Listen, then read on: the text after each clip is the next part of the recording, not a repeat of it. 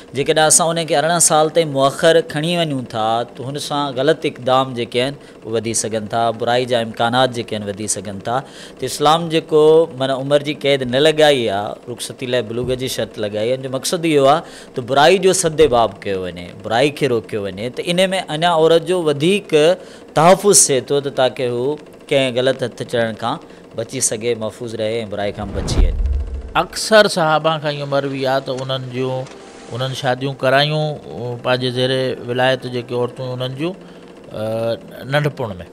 त मतिलबु इतां इहो साबित थियो सभु मां त निकाह जेको आहे नंढी उमिरि में बि जाइज़ आहे, इन में का क़बाहत न आहे। इन खे कंहिं शइ सां पाबंद करणु, मसलन उमिरि सां पाबंद करे छॾणु 18 साल या कुझु, इन में न क़ुरान में इन जी ताईद थिए थी न हदीस मां थिए थी। निकाह हिकु महज़ इंगेजमेंट जो नालो कोन्हे को, त महज़ नफ़सानी ख़्वाहिशात जी पैरवी करण या उनजी तकमील करणु, इन जो नालो निकाह कोन्हे को। दीनी नुक़्ते नज़र सां निकाह हिकिड़े वॾे मुक़दस मुबारक अमल जो नालो आहे ऐं उन जो सम्झो त मक़सदु तमामु वॾो आहे। जे हिंदू औरत सां निकाह मनाइण जा कारण छा आहिनि? इस्लाम चाहे थो त हिकु मर्द जी अॻिते ज़ोजियत में हिकु अहिड़ी औरत अचे जेके ॿई मिली करे मुकमल तौर ते अल्लाह जे दीन जे लाइ अॻिते वधनि। मुख़्तलिफ़ सिलसिलनि में, मुख़्तलिफ़ फ़िरक़नि में मुख़्तलिफ़ तरीक़ा आहिनि जेके राइजनि। इन्हनि जो सुन्नत सां त छा रसूल करीम सल्लल्लाहु अलैहि वसल्लम छा जे दीन सां बि को ताल्लुक़ कोन्हे को। रसूल करीम सल्लल्लाहु अलैहि वसल्लम निकाह कीअं पढ़ाईंदा हुया, अल्लाह ताला जी हमद ऐं सना बयानु कंदा हुया।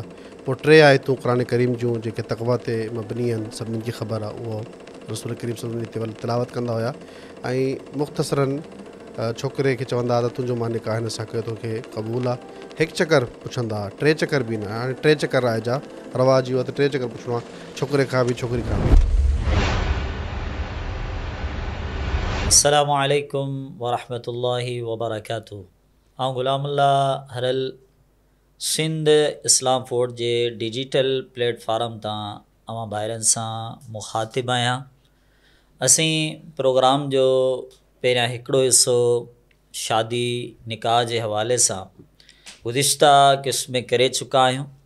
कुझु ॿियनि सवालनि सां साॻिए उनवान ते अवां नाज़रीन जी ख़िदमत में वरी हाज़िर थिया आहियूं। हिन अहम तरीन उनवान ते गुफ़्तगू करण जे लाइ मूंसां गॾु मुंहिंजा महिमानान गिरामी शेख ख़ालिद हुसैन हफ़िज़हुल्लाह, शेख जमशेद सुल्तान हफ़िज़हुल्लाह, हाफ़िज़ शबीर जमाली हफ़िज़हुल्लाह असां सां गॾु मौजूदु आहिनि। सवालात जो सिलसिलो असीं शुरू करियूं था। पहिरियों सुवाल आहे त घोट ऐं कुंवार जी शादी करण वक़्तु घटि में घटि केतिरी उमिरि हुजणु घुरिजे ऐं क़ानून मुताबिक़ शादी जी उमिरि 18 साल रखी वई आहे, छा इस्लाम मुताबिक़ आहे? शेख ख़ालिद हुसैन हफ़िज़हुल्लाह। अल्हम्दुलिल्लाह रब्बिल आलमीन, वस्सलातु वस्सलामु अला सय्यिदिल अंबियाइ वल मुरसलीन व बाद। इस्लाम में जेका शादी ख़ाली निकाह जेको आहे इहो नंढपण खां ई थी सघे थो, उनमें का हर्ज वारी ॻाल्हि न आहे। ऐं क़ुरान मजीद में जे असां ॾिसूं त मसला सूरह तलाक़ में अल्लाह ताला फ़रमायो कि वल्लाई यइस्ना मिनल महीज़ मिन निसाइकुम इन इर्तबतुम फ़इद्दतुहुन्ना सलासत अशहुर वल्लाई लम यहिज़्न, कि उहे औरतूं जेके हैज़ खां नाउमीद थी चुकियूं आहिनि उन्हनि जी इद्दत 3 महीना आहे। ऐं पोइ फ़रमायो कि उहे औरतूं बि जिन्हनि खे अञा ताईं हैज़ आयो न आहे। इहो वल्लाई लम यहिज़्न यानी कि उहे औरतूं जिन्हनि खे हैज़ आयो न आहे, इहे सम्झो कम उमिरि औरतूं आहिनि। ऐं जेको आहे इमाम शौकानी, इमाम इब्न जरीर तबरी ऐं इमाम इब्न बत्ताल वग़ैरह जेके उलमा आहिनि, इन्हनि तमाम जो इब्न क़ुदामा वग़ैरह इन आयत जी तफ़सीर इहा ई कई आहे त इन खां मुराद ही आहे त नंढी उमिरि जी छोकिरी जी शादी करे सघिजे थी। क़ुरान मजीद में हिकिड़ी ॿी आयत बि आहे कि वइन ख़िफ़्तुम अल्ला तुक़्सितू फ़िल यतामा फ़नकिहू मा ताब लकुम, जे अवां यतीम औरतुनि सां इंसाफ़ सम्झो था त नथा करे सघो त पोइ जेको आहे ॿी औरतुनि सां शादी कयो। हाणे इन आयत जी तफ़सीर में सैयदा आयशा रज़ियल्लाहु अन्हा फ़रमाइनि थियूं त इन ईअं थींदो त को हिकिड़े यतीम छोकिरी आहे, उनजो को सरप्रस्त आहे जेको महरम न आहे, पर उहा उनजी तरबियत उनजी सरपरस्ती में आहे त उहो उनजे हुसन खां मुतासिर थी वञे या उनजे माल खां मुतासिर थी करे निकाह करणु चाहींदा हुआ उन्हनि सां, त उन में ख़ौफ़ हूंदो त हू इंसाफ़ न करे सघंदा। त इते हाणे यतीम औरत जो ज़िक्र आहे, त यतीम हूंदो आहे जेको बालिग़ न हुजे, त मतिलबु हितां इहो साबित थियो त नाबालिग़ औरत सां बि शादी जाइज़ आहे। ॿियो असां उसवे रसूल सल्लल्लाहु अलैहि वसल्लम में ॾिसूं त पाण सल्लल्लाहु अलैहि वसल्लम जी सईदा आयशा रज़ियल्लाहु अन्हा सां जेको निकाह थियो इहो 6 साल जी उमिरि में निकाह थियो ऐं 9 साल जी उमिरि में रुख़सती थी। त हाणे इन्हनि जेको अहादीस जी रोशनी में ॿियो पाण सल्लल्लाहु अलैहि वसल्लम जी जेके धीअरियूं हुयूं ज़ैनब रज़ियल्लाहु अन्हा, रुक़ैया, उम्मे कुलसूम, इन्हनि जो असां ॾिसूं त नबी पाक सल्लल्लाहु अलैहि वसल्लम जी बेअसत खां पहिरीं जेका इन्हनि जूं शादियूं थी चुकियूं हुयूं ऐं नबी पाक सल्लल्लाहु अलैहि वसल्लम जी जॾहिं असां ॾिसूं था त जेका शादी 25 साल जी उमिरि में थी सईदा ख़दीजा सां, 25 साल जी उमिरि में शादी थी आहे ऐं पाण सल्लल्लाहु अलैहि वसल्लम खे 40 साल जी उमिरि में नुबूअत मिली आहे। त नुबूअत मिलण खां पहिरीं पाण सल्लल्लाहु अलैहि वसल्लम जूं 3 जेके धीअरियूं हुयूं उन्हनि जी शादी थी चुकी हुई। हाणे जॾहिं शादी त मतिलबु हाणे 14 साल उमिरि उन ज़्यादा से ज़्यादा जेको बि हिसाब लॻाए वञे त 14 साल उमिरि, बल्कि बाज़ त रिवायत कई कि चंद पाण सल्लल्लाहु अलैहि वसल्लम जी धीअरनि जी हिकिड़ी जी उमिरि 9 साल हुई, हिकिड़ी जी 7 या 6 साल जो बि ग़ालिबन ज़िक्र आहे। त हाणे पाण सल्लल्लाहु अलैहि वसल्लम जे फ़इल खां बि इहो साबित आहे ऐं तक़रीरनि बि पाण सल्लल्लाहु अलैहि वसल्लम जे इहो साबित आहे त सहाबिन जा बि जीअं इमाम शाफ़ी रहमतुल्लाह अलैह फरमाइनि था त जेको तक़रीबन अक्सर सहाबा खां इहो मरवी आहे त उन्हनि शादियूं करायूं पंहिंजे ज़ेरे विलायत जेके औरतूं उन्हनि जूं नंढपण में। त मतिलबु हितां इहो साबित थियो सभु मां त निकाह जेको आहे नंढी उमिरि में बि जाइज़ आहे, इन में का क़बाहत न आहे। इन खे कंहिं शइ सां पाबंद करणु, मसलन उमिरि सां पाबंद करे छॾणु 18 साल या कुझु, इन में न क़ुर मां इन जी ताईद थिए थी न हदीस मां थिए थी। पोइ अवां जेके इस्लामी तौर ते जेतिरा बि फ़िरक़ा ॾिसो न, जेतिरा बि मज़ाहिब फ़िक़ी मज़ाहिब हुजनि या फ़िरक़ा हुजनि, हता की अहले तशी बि जेको आहे कम उमिरि जी जेका शादी जो हुनजो जवाज़ जा क़ाइल आहिनि। इन जी रोशनी में जेका आहे उमिरि जी का हद न आहे। हा, रुख़सती जेका आहे निकाह कहिड़ी बि उमिरि में थी सघे थो ऐं रुख़सती जेका आहे उहा बुलूगत खां पोइ जेका आहे थींदी आहे। जीअं नबी पाक सल्लल्लाहु अलैहि वसल्लम जी सईदा आयशा रज़ियल्लाहु अन्हा जी रुख़सती 9 साल में थी हुई, तो जेका औरत जी बुलूगत जी उमिरि हुजे उनमें उनजी रुख़सती कई वञे। हिन सईं वतन अज़ीज़ में मुल्क पाकिस्तान में सिंध जो नालो जेको आहे बाबुल इस्लाम आहे, त हिकिड़ी क़ानून साज़ी कई वई आहे त घटि में घटि जेका उमिरि आहे उहा 18 साल हुजे। त इन जे बारे में डिस्कस करणु खपे त छा इहो क़ानून दुरुस्त आहे? असां देखिए पाकिस्तान जो जेको असल आइन आहे न, उनमें इहो ॻाल्हि वाज़े तौर ते लिखियलु आहे त पाकिस्तान जे क़ानून में का बि क़ानून साज़ी जेका आहे उहो क़ुर ऐं हदीस जे ख़िलाफ़ न थींदी। त हाणे अवां इन्ही उसूल जे जेको क़ानून जो पंहिंजो उसूल आहे त क़ुर ऐं हदीस जे ख़िलाफ़ का बि क़ानून साज़ी जेका आहे उहो उनखे अवां चैलेंज करे सघो था। त हाणे अव्हांखे मां ॿुधायो आहे, क़ुर जी आयतूं बि पढ़ी ॿुधायूं आहिनि, पोइ नबी पाक सल्लल्लाहु अलैहि वसल्लम जो पंहिंजो फ़इल बि ज़िक्र कयो आहे, पोइ पाण सल्लल्लाहु अलैहि वसल्लम पंहिंजी धीअरुनि जूं जेकियूं शादियूं कयूं कम उमिरि में, इहे बि सभु ज़िक्र कयूं आहिनि। हाणे हिकिड़े मुस्लमान जे लाइ इहे सभु हुजण खां पोइ जेको आहे पोइ बि हिन ॻाल्हि ते बज़िद रहे त 18 साल उमिरि आहे, त हाणे इहा त साईं लाइल्मी आहे न। इन जी वजूहात छा आहिनि, छाजे करे इहो क़ानून पास कयो वियो आहे? हुन ते असल में गौर करण जी ज़रूरत आहे त 18 साल जो मक़सदु छा आहे। 18 साल जो मक़सदु इहो आहे त छोकिरी पंहिंजी मर्ज़ी वारी थी वञे, वॾी थी वञे, त इस्लाम ऑलरेडी उनखे तहफ़ुज़ थो ॾिए त बग़ैर उनजी इजाज़त जे, बग़ैर रज़ामंदी जे उनजी शादी कान थी सघे, त अल्लाह रब्बुल आलमीन उनखे महफ़ूज़ रखियो आहे। पर इन जो जेको मक़सदु आहे सिर्फ़ु ऐं सिर्फ़ु उहो ज़रूरत इन ॻाल्हि जी आहे त कुझु सेक्टर्स खे या कुझु क़ौम खे, कुझु माण्हुनि खे हिकिड़ो तहफ़ुज़ ॾिनो वञे त हिन जी शादी अगरि थी वञे त असां उनखे रोकियूं। पर इहे कोन था सम्झनि त हिन में केॾा फ़साद बि आहे, हिन में नुक़सान बि आहे।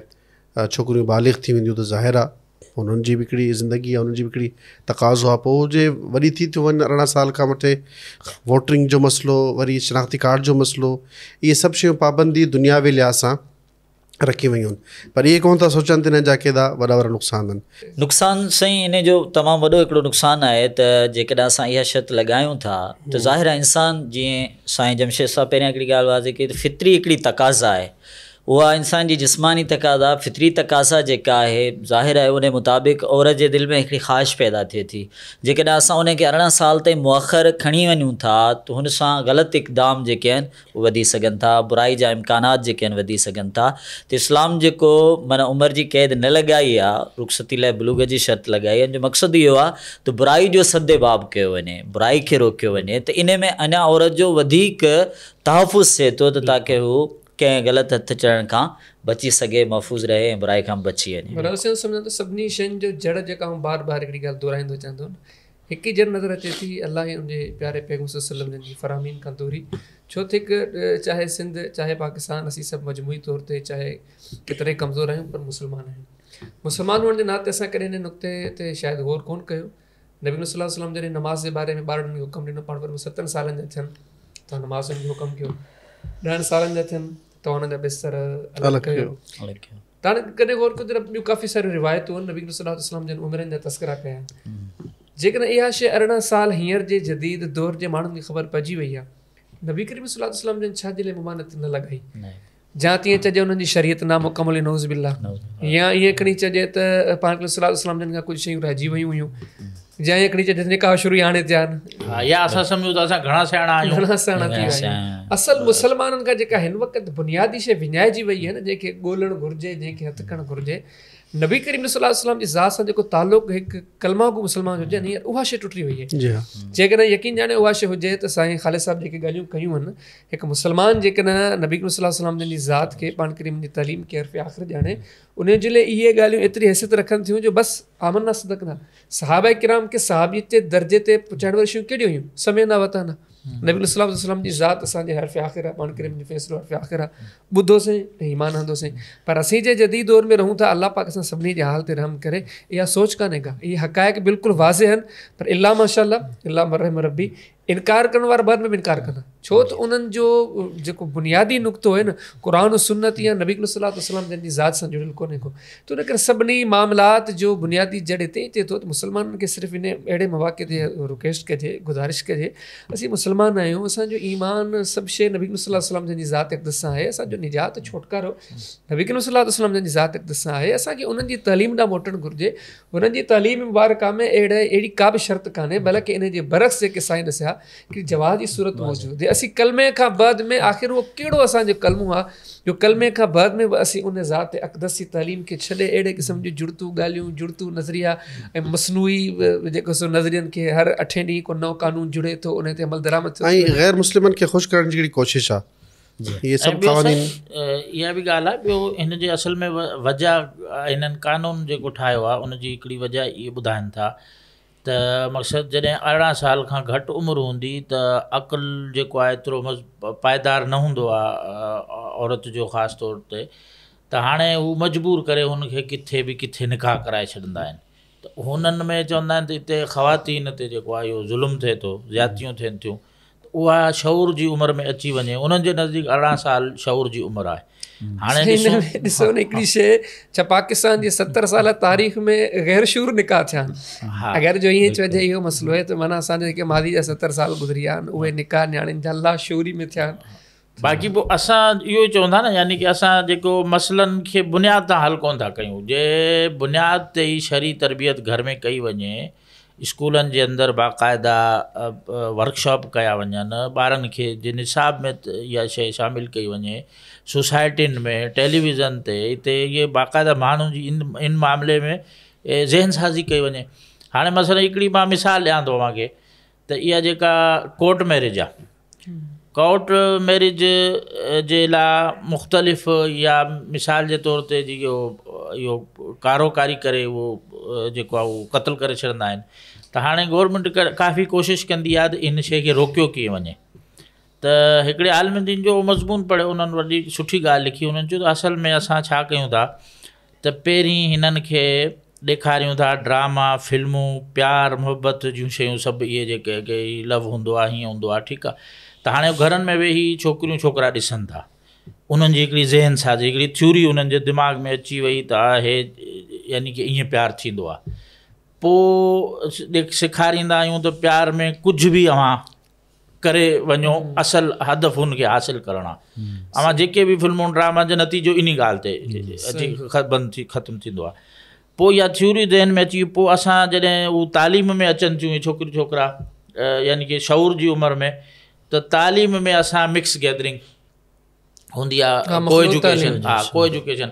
हाणे जेका उहो असां ॿुधायूं था त उन्हनि खे जेका अव्हां उते सिखियो आहे न ड्रामनि फिल्मनि खां, हाणे हिते अप्लाई कयो। अव्हां गॾु पढ़ो, गॾु रहो, हिते प्यार व्यार जूं ॻाल्हियूं शुरू कयो ऐं मज़बूत कयो। इहो जॾहिं असां उन्हनि खे ॾिनो इहो रस्तो, यानी प्रैक्टिकल जे लाइ असां उन्हनि खे प्लेटफॉर्म ॾेई छॾियो न, जॾहिं हितां हू विया त पोइ असां कोर्टनि मां उन्हनि खे तहफ़ुज़ ॾेई छॾियो। यानी कि जॾहिं हाणे हू पाण में राज़ी थी विया, भॼी करे अचनि कोर्ट में, त कोर्ट में अची शादी शादी त कराए छॾी अव्हां, पर मक़सदु अव्हां जेको वालिद उनजो छोकिरी जो हूंदो, उनजी गैरत, उनजा चाचा मामा जेके भाउ आहिनि, उन्हनि जी जेको जज़्बो तबियत जे अंदरि इहो ग़ज़बनाक हू थींदा, त उहो उनजो हल छा आहे, उनजो इलाजु छा आहे। त इहे असबाब बंदि कया वञनि न। इहे जेके जिथां बीमारी अचे थी, त बीमारियुनि जो रस्ता बंदि कया वञनि त बीमारी पाणे ख़तमु थी वेंदी। इहे खणी सिंधी में चइजे त राति जो दरवाज़ा खोले छॾनि ऐं सुबुह जो चइजे चोरी छो थी वई आहे, छो थी वई आहे, वो चोरी इन करे थी आहे त दरवाज़ा पाण खोलिया आहिनि। हालात असीं पाण पैदा था कयूं, पोइ उन हालात खां बाद में उन्हनि खे बंदि करण जे लाइ उन्हनि अगरि गैर शरी तरीक़े सां हुनखे हल करण जी कोशिशि कयूं था न, त उहो पहिरीं असबाब जेके आहिनि उन सबबनि जा इलाज कनि न, सही त पोइ मसाइल पाणे। बल्कि नाज़रीन किराम खे हिकिड़ी ॿी ॻाल्हि ॿुधाईंदा हलूं। असां वटि छा थियो जंहिं महिल इहो कानून ठाहियो वियो या शादी खे मुअख़र कयो वियो, इन जो हिकिड़ो ख़तरनाक असरु थियो त असांजो जेको छोकिरो नौजवान थिए थो न, उहो थो चए मां छोकिरी ॻोल्हियां थो फेसबुक ते, ऐं जेका छोकिरी आहे न्याणी आहे ज़ाहिर आहे उनजे हथ में मोबाइल आहे, उहा चए थी त मां बि इंटरनेट जे ज़रिए पंहिंजो जेको आहे घोटु वर चइजे या मुड़ुसु उहो तलाश कयां थी। हाणे नतीजो इहो निकिरे थो त हाणे बेराह रवी जो हिकिड़ो रस्तो मुसलसल खुली थो वञे। लिहाज़ा असांखे इहो खपे त असां जेका तलाश जो तरीक़ेकार शरीयत ॿुधायो आहे, इंतिखाब जो तरीक़ो शरीयत ॿुधायो आहे, असां उनखे इख़्तियार कयूं। जेकर उनखे इख़्तियार कयो वञे त इहे जेके इंटरनेट ते रिश्ते ॻोल्हण जा मसइला हींअर शुरू थी विया आहिनि, उमेदु आहे त इन्हनि जो बि ख़ात्मो थी सघे थो। ऐं हिते हिकिड़ी ॾाढी मज़ाक बि तव्हांखे लॻंदी ऐं हिकिड़ी हक़ीक़त बि आहे असांजे अक़ल, छो त अक़ल इल्मु शूर दीन जो नालो आहे। जॾहिं इंसानु दीन खां निकिरी थो वञे त पोइ अक़ल शूर माण्हू मां निकिरो थो वञे। 18 सालनि जी उमिरि जी छोकिरी या उन खां अॻु वारी छोकिरी जी छोकिरे सां दोस्ती रखणु असांजे माशरे में मायूब कोन्हे। जेको गैर शरई कमु आहे, दोस्ती तालुकात राबित या शिजायत यूनिवर्सिटीज़ कॉलेजनि में जेको कुझु थिए पियो, त उते अॼु ताईं कंहिं आवाज़ उथारियो थी शयूं ग़लति आहिनि। माना जेके शयूं ग़लति आहिनि असांजे माशरे में उनखे चवंदो नहीं सही आहिनि, उन ते अॼु ताईं को कलम न आहे थियो। जंहिं शइ खे दीन शरीयत नबी करीम सल्लल्लाहु अलैहि वसल्लम जंहिं शइ खे जाइज़ करार ॾिनो आहे, उन शइ ते एतिराज़ कयो न इहा शइ ग़लति आहे। हा, एतिरियूं त हद दर्जे जूं असांजूं बेसमझूं चइजूं, कोताहियूं चइजूं, चइजनि या क़ुर सुन्नत खां दूरी चइजे, जो असीं जेके फ़ैसिला करियूं था थधे दिमाग़ सां वेही सोचजनि त हीअ अजीब हिकिड़ी मज़ाक जोगियूं ॻाल्हियूं आहिनि। जेके शयूं असांखे बंदि करणु घुरिजनि उन्हनि जो को तदारुक कोन्हे, ऐं जेके शयूं असांजे दीन क़ुर सुन्नत जाइज़ कयूं उन्हनि जे बंदि करण जे लाइ कोशिशूं काविशूं आहिनि। अल्लाह पाक सम्झ ॾे इहो ई चई सघिजे। अॻियो मामिलो साईं उलमा जेके निकाह खां रजिस्ट्रार आहिनि उन्हनि उलमा जे लाइ या मौलवी हज़रात जे लाइ हिकिड़ो ॾाढो आम सुवालु आहे। साईं जमशेद साहिबु तव्हांजी वज़ाहत कंदा त निकाह दौरान छा कंदा, घोट खे कलमा पढ़ाया वेंदा आहिनि, पोइ पहिरियों कलमो चइजे, ॿियो या 6 कलमा जेके आहिनि, ऐं उनखां पोइ वरी नफ़िल पढ़ाया वेंदा आहिनि। इन जे बारे में वज़ाहत कंदा, शरीयत में इन जी छा हैसियत आहे? निकाह जो जेको तरीक़ो शरीयत में आम आहे उहो सभिनीनि खे ख़बर आहे त अल्लाह तबारक व ताला उनखे इंतिहाई आसान करार ॾिनो आहे। हाणे कलमो कंहिंखे पढ़ाए थो वञे, उहो मुस्लमान छोकिरो आहे, उनखे 6 कलमा पढ़ाया वेंदा आहिनि। गॾोगॾु कलमा पढ़ाया वेंदा आहिनि, ॿियो हिकिड़ी ॿी दुआ कराई वेंदी आहे, अल्लाहुम्मा अलिफ बैना इहे ज़ौज व ज़ौजिहा कमा लफ़्त बैना आदम व हवा, इहे हिकिड़ो सिलसिलो हलायो वेंदो आहे। इहे दुआऊं आहिनि कुझु मुख़्तलिफ़ क़िस्म जूं, मुख़्तलिफ़ सिलसिलनि में मुख़्तलिफ़ फ़िरक़नि में मुख़्तलिफ़ तरीक़ा आहिनि जेके राइजनि।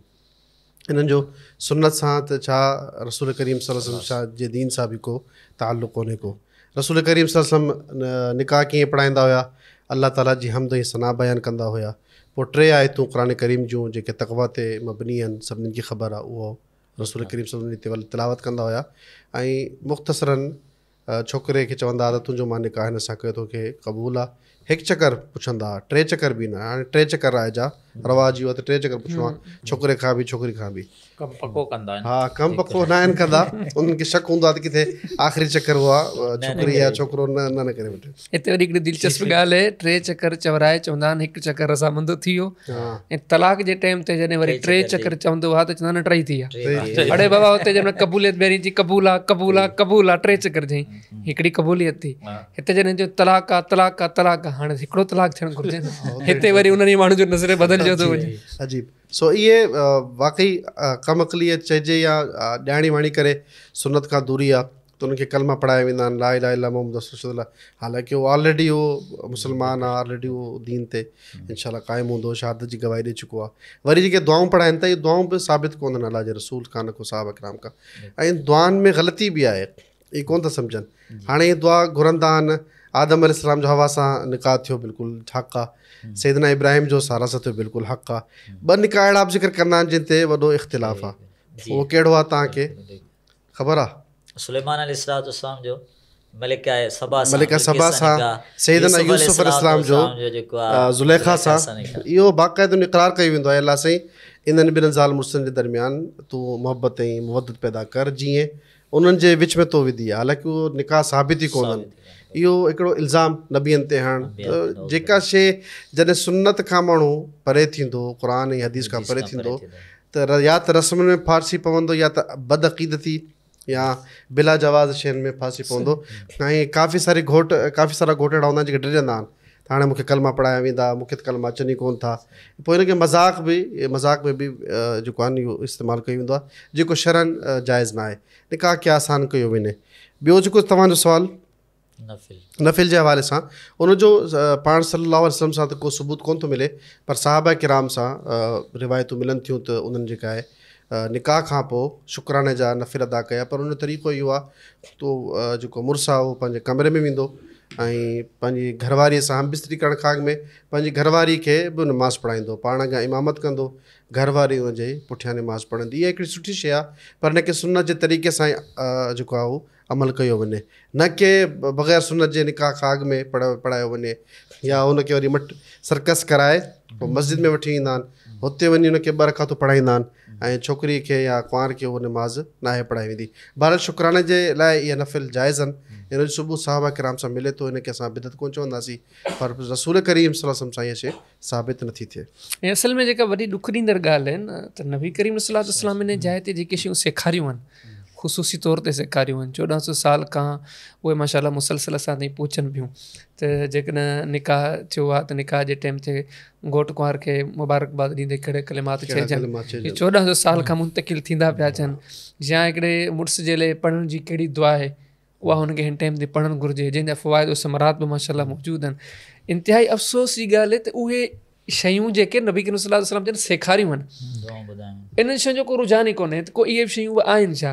ऐं ॿिए पासे जेके शयूं माशाअल्लाह साईं वज़ाहत कनि पिया, जिन शयुनि जो को बुनियादी कोन्हे, त कलमो था पढ़ायूं, दुआऊं था पढ़ायूं, असांजी सिंधी क़ौम जी उन पासे वॾी रोड़ आहे।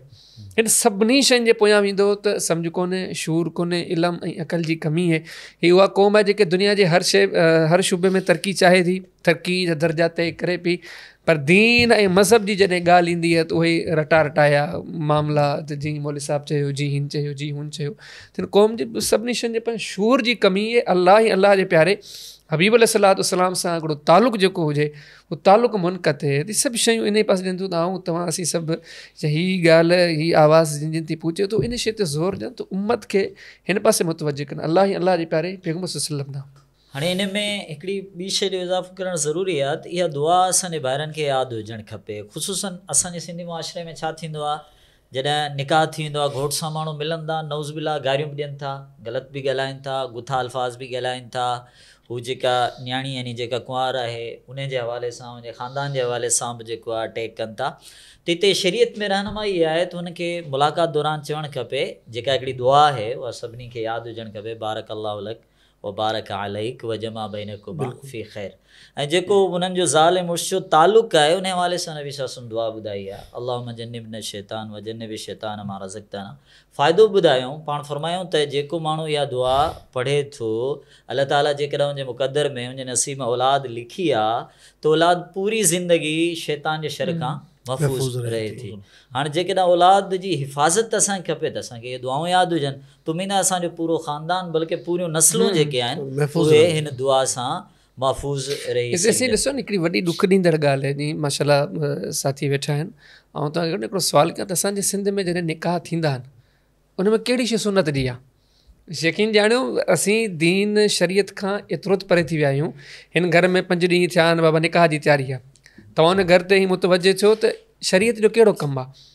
बल्कि उन जे उलट ऐं उबतड़ हफ़्तनि जा हफ़्ता तव्हांखे गाना गीत ॿुधण जे लाइ ईंदा, शादी जा ॾींहं ईंदा त बेपर्दा औरतुनि जा हुजूम थी वेंदा। हाणे जो रवाज आहे त उन ते रक़्स थींदो, डांसूं थींदियूं ऐं हर राति मर्द औरतूं सभु गॾु थींदा, नचंदा। जॾहिं वरी उन ॾींहं जा मामला ईंदा, मर्द खे घरां ईअं कढियो वेंदो, हथनि ते मेहंदियूं, पेरनि ते मेहंदियूं, कंधनि में गाना, हथनि में गाना। हींअर त पाण हिकिड़े दीनी मसइलनि खे डिस्कस पिया कयूं, पर अफ़सोस जी ॻाल्हि आहे ऐं त इन शइ ते तव्हांखे चवंदा असांजे माशरे में निकाह जेको दीनी हिकिड़ो अज़ीम अमल आहे, इन में सुन्नतनि कहिड़नि ते थो अमल थिए? कंहिं सुन्नत ते अमल कोन्हे को। आख़िरी बचो हुयो न वेही करे निकाह जो मसनून ख़ुतबो पढ़िजे, यकीन ॼाणियो उहो बि दीन मुताबिक़ कोन्हे। हाणे तव्हां जेके ॻाल्हियूं ॿुधाए पिया हीअ शयूं असां वटि ख़ुतबे जे तौर ते पढ़ियूं वञनि थियूं, ख़ुतबे जो हिसो आहिनि। ख़ुलासे कलाम इहो त असीं उन दौर मां गुज़रूं पिया, या असीं हिकिड़े अहिड़े इलाइक़े में रहूं पिया जो हिकु दीनी कम में, जंहिं दीनी कम जे पोयां सैकड़ो ॻाल्हियूं उन जो हिसो बणायूं वियूं आहिनि, पर अफ़सोस जो दीनी ॻाल्हि हिकिड़ी बि कान्हे का। नालो दीन जो आहे, दीन बिल्कुलु बि कोन्हे, बिल्कुलु बेदीनी जा मामलात आहिनि। इंतिहाई वॾी महिनत जी ज़रूरत आहे मूंखे, अव्हांखे, जिन जिन ते हीअ आवाज़ पहुचे थो बेहसियत मुसलमान जे लाइ, मुसलमान हुअण जे, उन नबी सल्लल्लाहु अलैहि वसल्लम जंहिंजी ज़ात से मोहबत जो इज़हार कंदे माण्हुनि खे आगाही ॾिनी वञे त 23 साल जंहिं साहिब नबूवत पथर खाधा, तकलीफ़ूं खाधियूं, मके जहिड़ो बलदुल अमीन शहर छॾियो, ताइफ़ जा पथर खाधा, बेहोश थी करे किरी पिया, जंगनि में विढ़िया, पंहिंजे जिस्म खे ज़ख़्मी कयूं। अॼु असां उन ज़ात अक़दस जो इहो क़दुरु कयो आहे, उन जे दीन जो इहो क़दुरु कयो आहे जो मुंहिंजे तव्हांजे घर में 5 ॾींहं 7 ॾींहं शादी जी तकरीब थिए थी, सिर्फ़ु नबी सल्लल्लाहु अलैहि वसल्लम जी मुखालिफ़त, को बि दीनी मामिलो कोन्हे। हे सभु मामला असांखे अलाह जे नाराज़ पहिरीं वठी था वञनि। हिकु ई शइ जी ज़रूरत आहे, तौबा ऐं नबी सल्लल्लाहु अलैहि वसल्लम जी तालीम ॾांहुं रुजू। साईं, इस्लाम में इंसानियत जो हिकिड़ो एतिराम जो वॾो तसवुरु मौजूदु आहे, पर निकाह ऐं रिश्तनि जे हवाले सां क़वानीन बि आहिनि। त छा हिंदू ऐं मुशरिक औरत सां निकाह थी सघे थो? साईं शबीर जमाली साहब ऐं जी वज़ाहत कंदा। अल्लाह पाक क़ुरान हकीम में सूरह बकरा जी आयत नंबर 231 में वाज़े करे छॾियो, वला तुनकिहुल मुशरिकात हत्ता युमिन। मुशरिका औरत सां, हिंदू औरत सां निकाह कोन्हे को। सिर्फ़ु इन मामले में जीअं सूरह माइदा जी आयत नंबर 5 में अहले किताब जूं, यहूदू नसारा जूं जेके औरतूं आहिनि उन्हनि जे लाइ हिकिड़ी गुंजाइश कढी वई आहे, सिर्फ़ु किताब जी निस्बत जे करे, किताब जे तालुक़ जे करे। मगर न मुशरिका औरत सां, हिंदू औरत सां इस्लाम में निकाह क़तन तौरु नाजाइज़ आहे। पर उन ॻाल्हि सां गॾु इन शइ जी बि सम्झां थो त तशरीह हुअणु घुरिजे। असांजे माशरे में कई अहिड़ा मामलात आहिनि जे साईं सम्झो त पॉज़िटिव मामलात खे नेगेटिव बणायो वेंदो आहे। अहिड़े क़िस्म जे मामलात खे खणी करे इहो तसुरु ॾिनो वेंदो आहे त इस्लाम में हिंदू सां नफ़रत आहे, अदावत आहे, बुग़्ज़ आहे। असल में छा आहे त निकाह खे असांजे कलमे पढ़ण जे बावजूदि काफ़ी सारे मुसलमाननि अञा ताईं सम्झो न आहे त निकाह आहे छा। निकाह हिकु महज़ इंगेजमेंट जो नालो कोन्हे को, त महज़ नफ़सानी ख़्वाहिशात जी पैरवी करण जा उनजी तकमील करणु, इन जो नालो निकाह कोन्हे को। दीनी नुक़्ते नज़र सां निकाह हिकिड़े वॾे मुक़दस मुबारक अमल जो नालो आहे ऐं उन जो सम्झो त मक़सदु तमामु वॾो आहे। जे हिंदू औरत सां निकाह मनाइण जा कारण छा आहिनि? इस्लाम चाहे थो त हिकु मर्द जी अक़्द ज़ोजियत में हिकु अहिड़ी औरत अचे जेके ॿई मिली करे मुकमल तौर ते अलाह जे दीन जे लाइ अॻिते वधनि। हदीस किताब सही बुखारी में किताबु निकाह में, बल्कि हदीस मुबारक सही बुखारी में किताबु सलात में, किताबुल जुमा में, बाबुल जुमा त फिल क़ुरान में मौजूदु है। पाक वसल्लम फरमाईंदा त हिकिड़ी औरत जेका घरू मामलात आहिनि, उन घरू मामलात जे अंदरि सम्झो त औरत जी हिकिड़ी जाइज़त ताईं हिकिड़ी हाकिमाना हैसियत आहे, उहो उन जी सम्झो ज़िम्मेदार आहे, उन खां उन शइ जी पुछा कई वेंदी। हाणे तव्हां मूंखे ॿुधायो त घरू मामलात जी सरबराही हिकु हिंदू औरत खे कीअं ॾिजे? हिकु मुसलमान जे घर में हिकु हिंदू औरत, उहो छा उन जो दीन बचंदो, छा उन जो ईमान बचंदो? जॾहिं त असीं क़ुरान सुन्नत खे पढ़ूं था त हिकु मुसलमान जे लाइ सारी दुनिया जी दौलतनि मां सभ खां वधीक क़ीमती शइ ईमान आहे, ईमान जी दौलत आहे। नबी सल्लल्लाहु अलैहि वसल्लम जो मरूफ़ फरमान पाण फरमाईं त क़ुर्ब क़यामत जे ज़माने में अहिड़ा हालात पैदा थींदा जो कई माण्हू पंहिंजे दीन बचाइण जे लाइ ईमान बचाइण जे लाइ पर घरनि खे छॾे वेंदा जबलनि ॾे पहाड़नि ते निकिरी वेंदा। हाणे उन हदीस मां इन शइ जो हिकिड़ो वॾो दरस मिले त मोमिन जी नज़र में सभ खां वॾी दौलत दीन आहे जंहिंखे बचाइण जे लाइ उहो पंहिंजो घर बि छॾे सघे थो। हाणे कीअं थो थी सघे थो उन घर में हिंदू औरत आंदी वञे ऐं जेका उनजे दीनी मामलात खे बिगाड़े ख़तमु करे छॾे। या वरी आप शफ़्त ॾिसो न हदीस किताब सुनन इब्न माजा में किताब निकाह में बाब माजा फी अफ़ज़ल निसा में नबी सल्लल्लाहु अलैहि वसल्लम फरमाइनि था निकाह उन औरत सां कयो या उहा बहितरीन औरत आहे तव्हांजे लाइ जेका तव्हांजी दीनी मामलात में मुआविनत करे। माना निकाह जो मक़सदु इहो आहे त तव्हां हिकिड़ी जीअं शुरू में पाण हदीसूं ॿुधियूं न दीन जी तकमील जो मक़सदु इहो आहे त हाणे तव्हांजे दीन ज़िंदगी घर में मुकमल तौर ते तव्हां बैरूनी मामलात ऐं घर जा दाख़िली मामलात तव्हांजे घरवारे जे हवाले आहिनि हिते मुकमल तौर ते दीन नाफ़िज़ कयो वञे। इन मामले खे तव्हां अञा थोरो अॻिते वठी वेंदो इन शइ जी वज़ाहत थोरी इन करे बि कयां थो जो काफ़ी माण्हू हिन शयुनि खे नथा सम्झनि। बल्कि हिन वक़्तु असांजो आलमी लेवल ते हिकिड़ो सिर्फ़ु असांजी सिंध न आलमी लेवल ते वरी ॾुख जी ॻाल्हि आहे तव्हांखे वॾा नाले वारा माण्हू मिलंदा निकाह में हिंदू औरतूं आहिनि गैर मुस्लिम औरतूं आहिनि। इन सभिनी जो कारण छा आहे दीन न आहे दीन जी सम्झ न आहे दीन जो शूर न आहे। जिन वटि शूर हुयो न उन जो तव्हां ज़िंदगी ॾिसो सही बुखारी में किताब हादीस अंबिया में बाब वतख़ज़ इब्राहिम ख़लीला में मशहूर हदीस मुबारक है सन इब्राहिम अलैहिस्सलाम जिन जी नुह सैयदना इस्माइल अलैहिस्सलाम जिन जी अहलिया जॾहिं इब्राहिम अलैहिस्सलाम आया सैयदना इस्माइल सां मुलाक़ात करण जे लाइ उन्हनि जी अहलिया सां मुलाक़ात कयूं उन्हनि कोन सुञातो थी इस्माइल अलैहिस्सलाम जे वालिदनि हुन जॾहिं हाल वाल वरिता त इस्माइल अलैहिस्सलाम जिन जी घरवारी इहा उन जॾहिं इब्राहिम अलैहिस्सलाम पुछा की तव्हांजा हालात ज़िंदगी जा कीअं पिया गुज़रनि त उन औरत जे थोरो अल्फाज़ में अहिड़े क़िस्म जी हिकिड़ी सम्झो त अंदाज़ हुयो जंहिंमां नाशुक्री पई महसूसु हुई। उनजो इस्माइल अलैहिस्सलाम शिकार कंदा आहिनि लॻंदो आहे खाईंदा आहियूं न तीअं सुम्ही पवंदा आहियूं। इब्राहिम अलैहिस्सलाम उन जे इन अल्फाज़ खे ॾिसी करे बि महसूसु कयो त हीअ औरत शुक्रगुज़ार कान्हे का ऐं इन मामले खे बि उन्हनि बर्दाश्त न कयो त एतिरी कोताही वारी औरत मुंहिंजे पुटु इस्माइल अलैहिस्सलाम जे निकाह में रहे वेंदे वेंदे नियापो छॾे विया त इस्माइल अलैहिस्सलाम जॾहिं पहुचनि त उनखे नियापो ॾिजो त पंहिंजे घर जे दरवाज़े जी चौखट तब्दील करे छॾे जंहिंजी तहबीर छा हुई त हिन ख़ातून खे तलाक ॾेई छॾे। त माना इन सभिनी शयुनि खे ॾिसंदो त ईमान असली जेके असांजे मुआशिरे में कमियूं कोताहियूं नज़र अचनि थियूं हिन जी बुनियादु ईमान कोन्हे अल्लाह रसूल सां उहो तालुक़ कोन्हे। जे उन नुक़्ते नज़र सां ॾिसूं था त जॾहिं इंसानु शादी करे थो असांजो दीन चए थो तव्हां रिश्ते करण ॿिनि सभ खां अव्वल शइ जंहिंखे अहमियत ॾियो उहा शइ दीन हुजे। ईअं ई रसूल करीम सल्लल्लाहु अलैहि वसल्लम जी का हदीस आहे तुनकाहुल मरअतु लिअर्बईन चार शयुनि जे लाइ तव्हां माई खे पसंदि कंदो या निकाह कंदो उनमें जेका माल आहे हसब आहे नसब आहे पोइ अलाह जे रसूल हिकिड़ो हुकुम बि चइजे या अलाह जे रसूल हिकिड़ो मशवरो आहे त तव्हांखे दीन खे सभिनी खां मथे फ़ौक़ियत ॾिनी आहे तरीबत यदाक जेकर इहे न कंदे त पोइ तुंहिंजो हथु ऐं तुंहिंजो नक ख़ाक आलूक थींदो ऐं तबाह थींदे बर्बाद थींदे दीन इंतिहाई अहम आहे हर हवाले सां। हा त इन जे करे हिंदू और असां निकाह हर सूरत में नाजाइज़ आहे। अल्लाह पाक असांजे उन्हनि मुस्लमाननि खे बि सम्झणु खपे जेके एॾे वॾे दीनी अहकामात खे जिन जे सरी क़ुर में अहकामात सरी नबी सल्लल्लाहु अलैहि वसल्लम जिन जी तालीमात जे अंदरि अहकामात मौजूदु आहिनि। इन जे बावजूदि जेके माण्हू बेराह रवी अख़्तियार कनि था न उहे माण्हू सोचे वठनि हीअ ज़िंदगी हमेशह जी न आहे जेके हमेशह रहण लाइ कोन आयो आहे। अहिड़े माण्हू जो अंत ऐं अंजाम छा थींदो जेको इन सरी अहकामात खे जेको सो ठुकराए थो। अल्लाह पाक अमान में रखे। मज़हबी तौर ॿिन्ही में हिते जेको माज़रत सां इहो हिकिड़ी बल्कि अल्लाह जे नबी सल्लल्लाहु अलैहि वसल्लम त जेके पहिरीं खां साहबनि जूं कुझु शादियूं हुयूं रिश्तनि में मुशरिक औरतूं हुयूं उन्हनि जो बि पाण सल्लल्लाहु अलैहि वसल्लम हुकुम ॾिनो जॾहिं आयत नाज़िल थी ला तुमसिकू बिअसमिल कवाफ़िर त इहो नबी पाक सल्लल्लाहु अलैहि वसल्लम हुकुम ॾिनो त जंहिंजे अक़द में का मुशरिक औरत आहे उनखे फ़ौरन तलाक ॾे गुंजाइश ई कान्हे बिल्कुलु गुंजाइश ई कोन्हे त जॾहिं इहो त इन्हनि जो उन्हनि जो निकाह त हाणे पहिरीं थियल हुयो हुरमत कोन हुई। हाँ ये न चयो वियो त ठीकु आहे ज़िंदगी हिकिड़ी गुज़रदड़ आहे त हिन खे हलणु ॾिजे या इन मसइले जी अहमियत जी मालूमात मिले थी। मसइलो एॾो आहे मुआशिरे में ॾिसो न हिकिड़ो माण्हू जॾहिं शादी करे थो त हू चए थो त मां दोस्त सां मशवरो थो कयां या पंहिंजे ॻोठ जे वॾेरे सां मशवरो थो कयां फलाणे माइट सां मशवरो थो कयां पर उनखे पहिरियां इहो सोचणु खपे त मूंखे मुंहिंजे नबी कहिड़ो मशवरो ॾिनो आहे। बिल्कुलु सही जेका ॻाल्हि कई त अल्लाह जे नबी इन हदीस में इंतिखाब जा 4 असबाब ॿुधाए पोइ आख़िर में पंहिंजो मशवरो पंहिंजी हिकिड़ी राय या पंहिंजो हुकुम ॾिनो आहे। पाण फरमाइनि जेका दीनदार आहे उन जो इंतिखाब कयो। ऐं जेकॾहिं गैर मुस्लिम औरत कंहिंजे अक़्त में अचे थी, हिंदू औरत या मुशरिक आहे, त उनजा असरात जेके औलाद ते पवंदा, ख़ानदान ते पवंदा, अॻी नसिल ते पवंदा, उहे तमामु वॾा बिगाड़ वारा हूंदा। इन्हनि बुरियुनि रस्मनि मां हिकिड़ी ख़तरनाक रस्म आहे जंहिंजे करे निकाह खे मुअख़र कयो वञे थो। साईं ख़ालिद हुसैन साहिब इन जी वज़ाहत कंदा त मुहर्रम में शादी करण जी इस्लाम में मना आहे, या वफ़ात जे करे 40 ताईं, उर्स ताईं, या मख़सूस कुझु ॾिहाड़ा हूंदा आहिनि, उन्हनि में अक्सर माण्हू मना कंदा आहिनि, रोकींदा आहिनि, त छा निकाह खे इन असबाब जे करे रोके सघिजे थो? इहो जेको अव्हां सुवाल कयो आहे, असांजे माशरे में ख़ासि तौर ते पाकिस्तान में या बर सग़ीर में इहे काफ़ी आहे। अरब में एतिरी ज़्यादा इहो मामिलो न आहे त मुहर्रम में हू निकाह न कंदा हुजनि।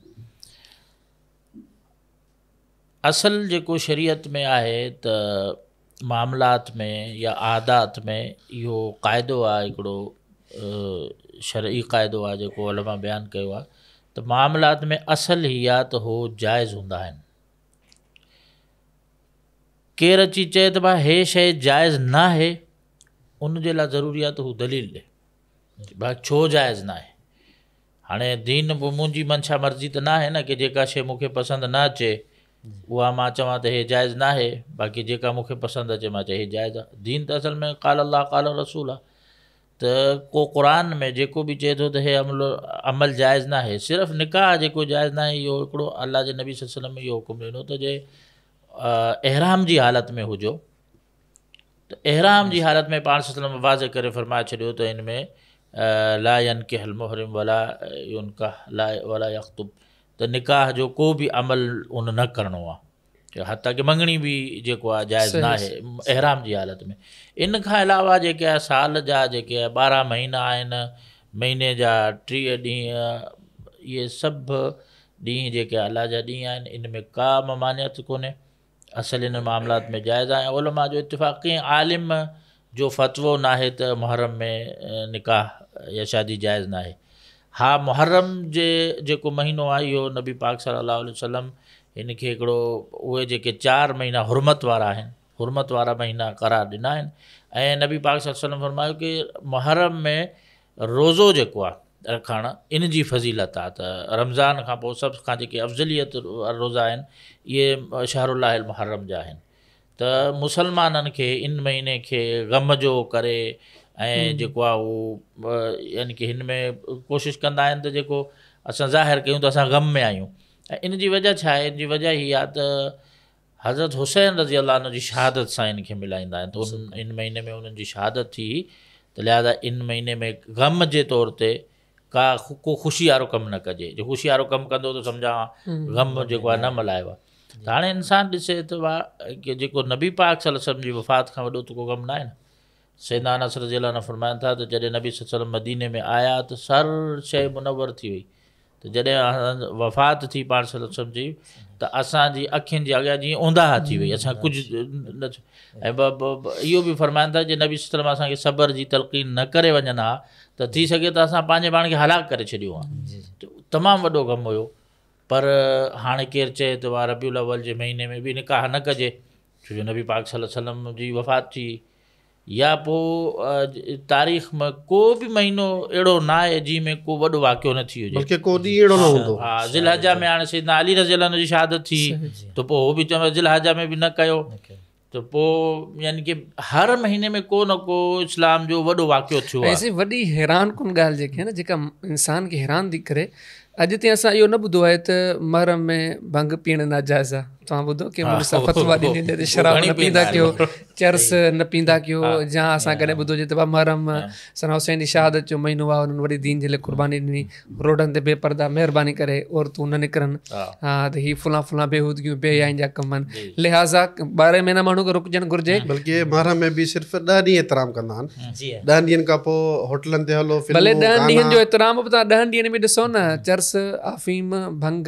केतिरा सारा गैर शरई कम आहिनि जेके गैर शरई आहिनि। 10 ॾींहं चवंदा मौसीक़ी हराम आहे, 10 ते शहादत आहे, 11 ते वरी गाना शुरू यारी ते गाना जॾहिं शहादत थी तव्हां ख़ुशि थी वियो, कोन थी तव्हां गम में इहो त हिकिड़ो तो सुधी। ऐं ॿियो बि आहे असांजे सिंधी ॿाहिरनि में हिकिड़ो जुलूस में हिकिड़ो अमल थींदो आहे हुनजो, छा था कनि त मेहंदी बि गॾु खणंदा, हुन खां पुछंदो आहे हीअ मेहंदी छाजी आहे, उहो चवंदो आहे क़ासिम जेको उहो नंढड़ो क़ासिम जेको उनजी आहे मेहंदी आहे, छो जो उनजी हिकिड़ी घोट जी रस्म हुई। पर जेकॾहिं जाइज़ कोन्हे त पोइ तव्हां मेहंदी छो खई आहे, मतिलबु हुननि जो पंहिंजो जेको अमल आहे उहो बि इन उसूल जे। असां वटि वॾो जेको अलमी आहे इन शइ जो आहे त अॼु दीन जे पोयां का जुस्तजू कान्हे। नौज़ बिल्ला खणी ईअं चइजे असां वटि हिकु मुआशरती तौर ते जेके माण्हुनि जा ज़हन आहिनि न, छंड छाण महिनत जुस्तजू भॼ डुक हीअ सभु दुनियादारी जे कमनि जे पोयां कबा। दीन जे लाइ का बि महिनत का बि जुस्तजू कान्हे। जीअं फ़लाणो मौली साहिबु चए, उहो साॻियो मौली साहिबु जेकॾहिं चवे न बाबा हीअ फ़लाणी शइ हिन दुकान तां वठो, मुंहिंजो कपिड़े जो दुकानु आहे, उन मौली साहिब खे ॾिसंदा जेकॾहिं महांगो थो ॾियनि, इन मौली साहिब खां कोन वठंदा, फ़लाणे खां था वठूं। साॻे मौली साहिब जे मामलात खे हर वक़्तु परखियो वञे थो, पर अलाह रसूल जी ॻाल्हि अचे थो मौली साहिब का बि ॻाल्हि करे अखियूं बंदि आहिनि। त बुनियादी जेको सम्झे न हिन क़ौम वटि वॾे में वॾो फ़ुक़दान शूर जो आहे। जॾहिं शूर ई कोन्हे, सम्झ ई कोन्हे, उहा घसी उहा वाटी कोन्हे, त हुन क़ौम मां कहिड़ी असीं बहितरी जी तवक़ा रखूं। इहे सभु खामियूं जिन जो ज़िक्र थिए पियो। शेख रसूमात में असां वटि हिकिड़ी ख़तरनाक रस्म चइजे, यानी जंहिंमें तमामु वॾी बेपर्दगी थिए थी, त शादी जी ख़ुशी में सालियुनि जो मज़ाक़ तमामु घणो कयो वेंदो आहे। शेख जमशेद साहिबु अव्हांजी वज़ाहत कंदा। हीउ हिकिड़ो मसइलो आम तौर ते सालियुनि जो मज़ाक़ हुजे या भाॼाई सां मज़ाक़ हुजे, इहो ॾिठो वेंदो त महरम केरु आहे, ग़ैर महरम केरु आहे। मज़ाक़ ओवरऑल हराम कोन्हे को, मज़ाक़ जाइज़ आहे जंहिंमें शरीयत जी का मुखालिफ़त न हुजे, बेहयाई न हुजे, गार गंद न हुजे, उहो मज़ाक़ सुठी शइ आहे। पाण सल्लल्लाहु अलैहि वसल्लम में सहाबा किराम मज़ाक़ कंदा हुया ऐं मज़ाक़ खे पसंदि बि कंदा हुया हिकिड़ी हद में। पर सालियुनि जो इहो जेको तव्हां सुवालु कयो आहे, इन जो तालुक़ु आहे निकाह सां।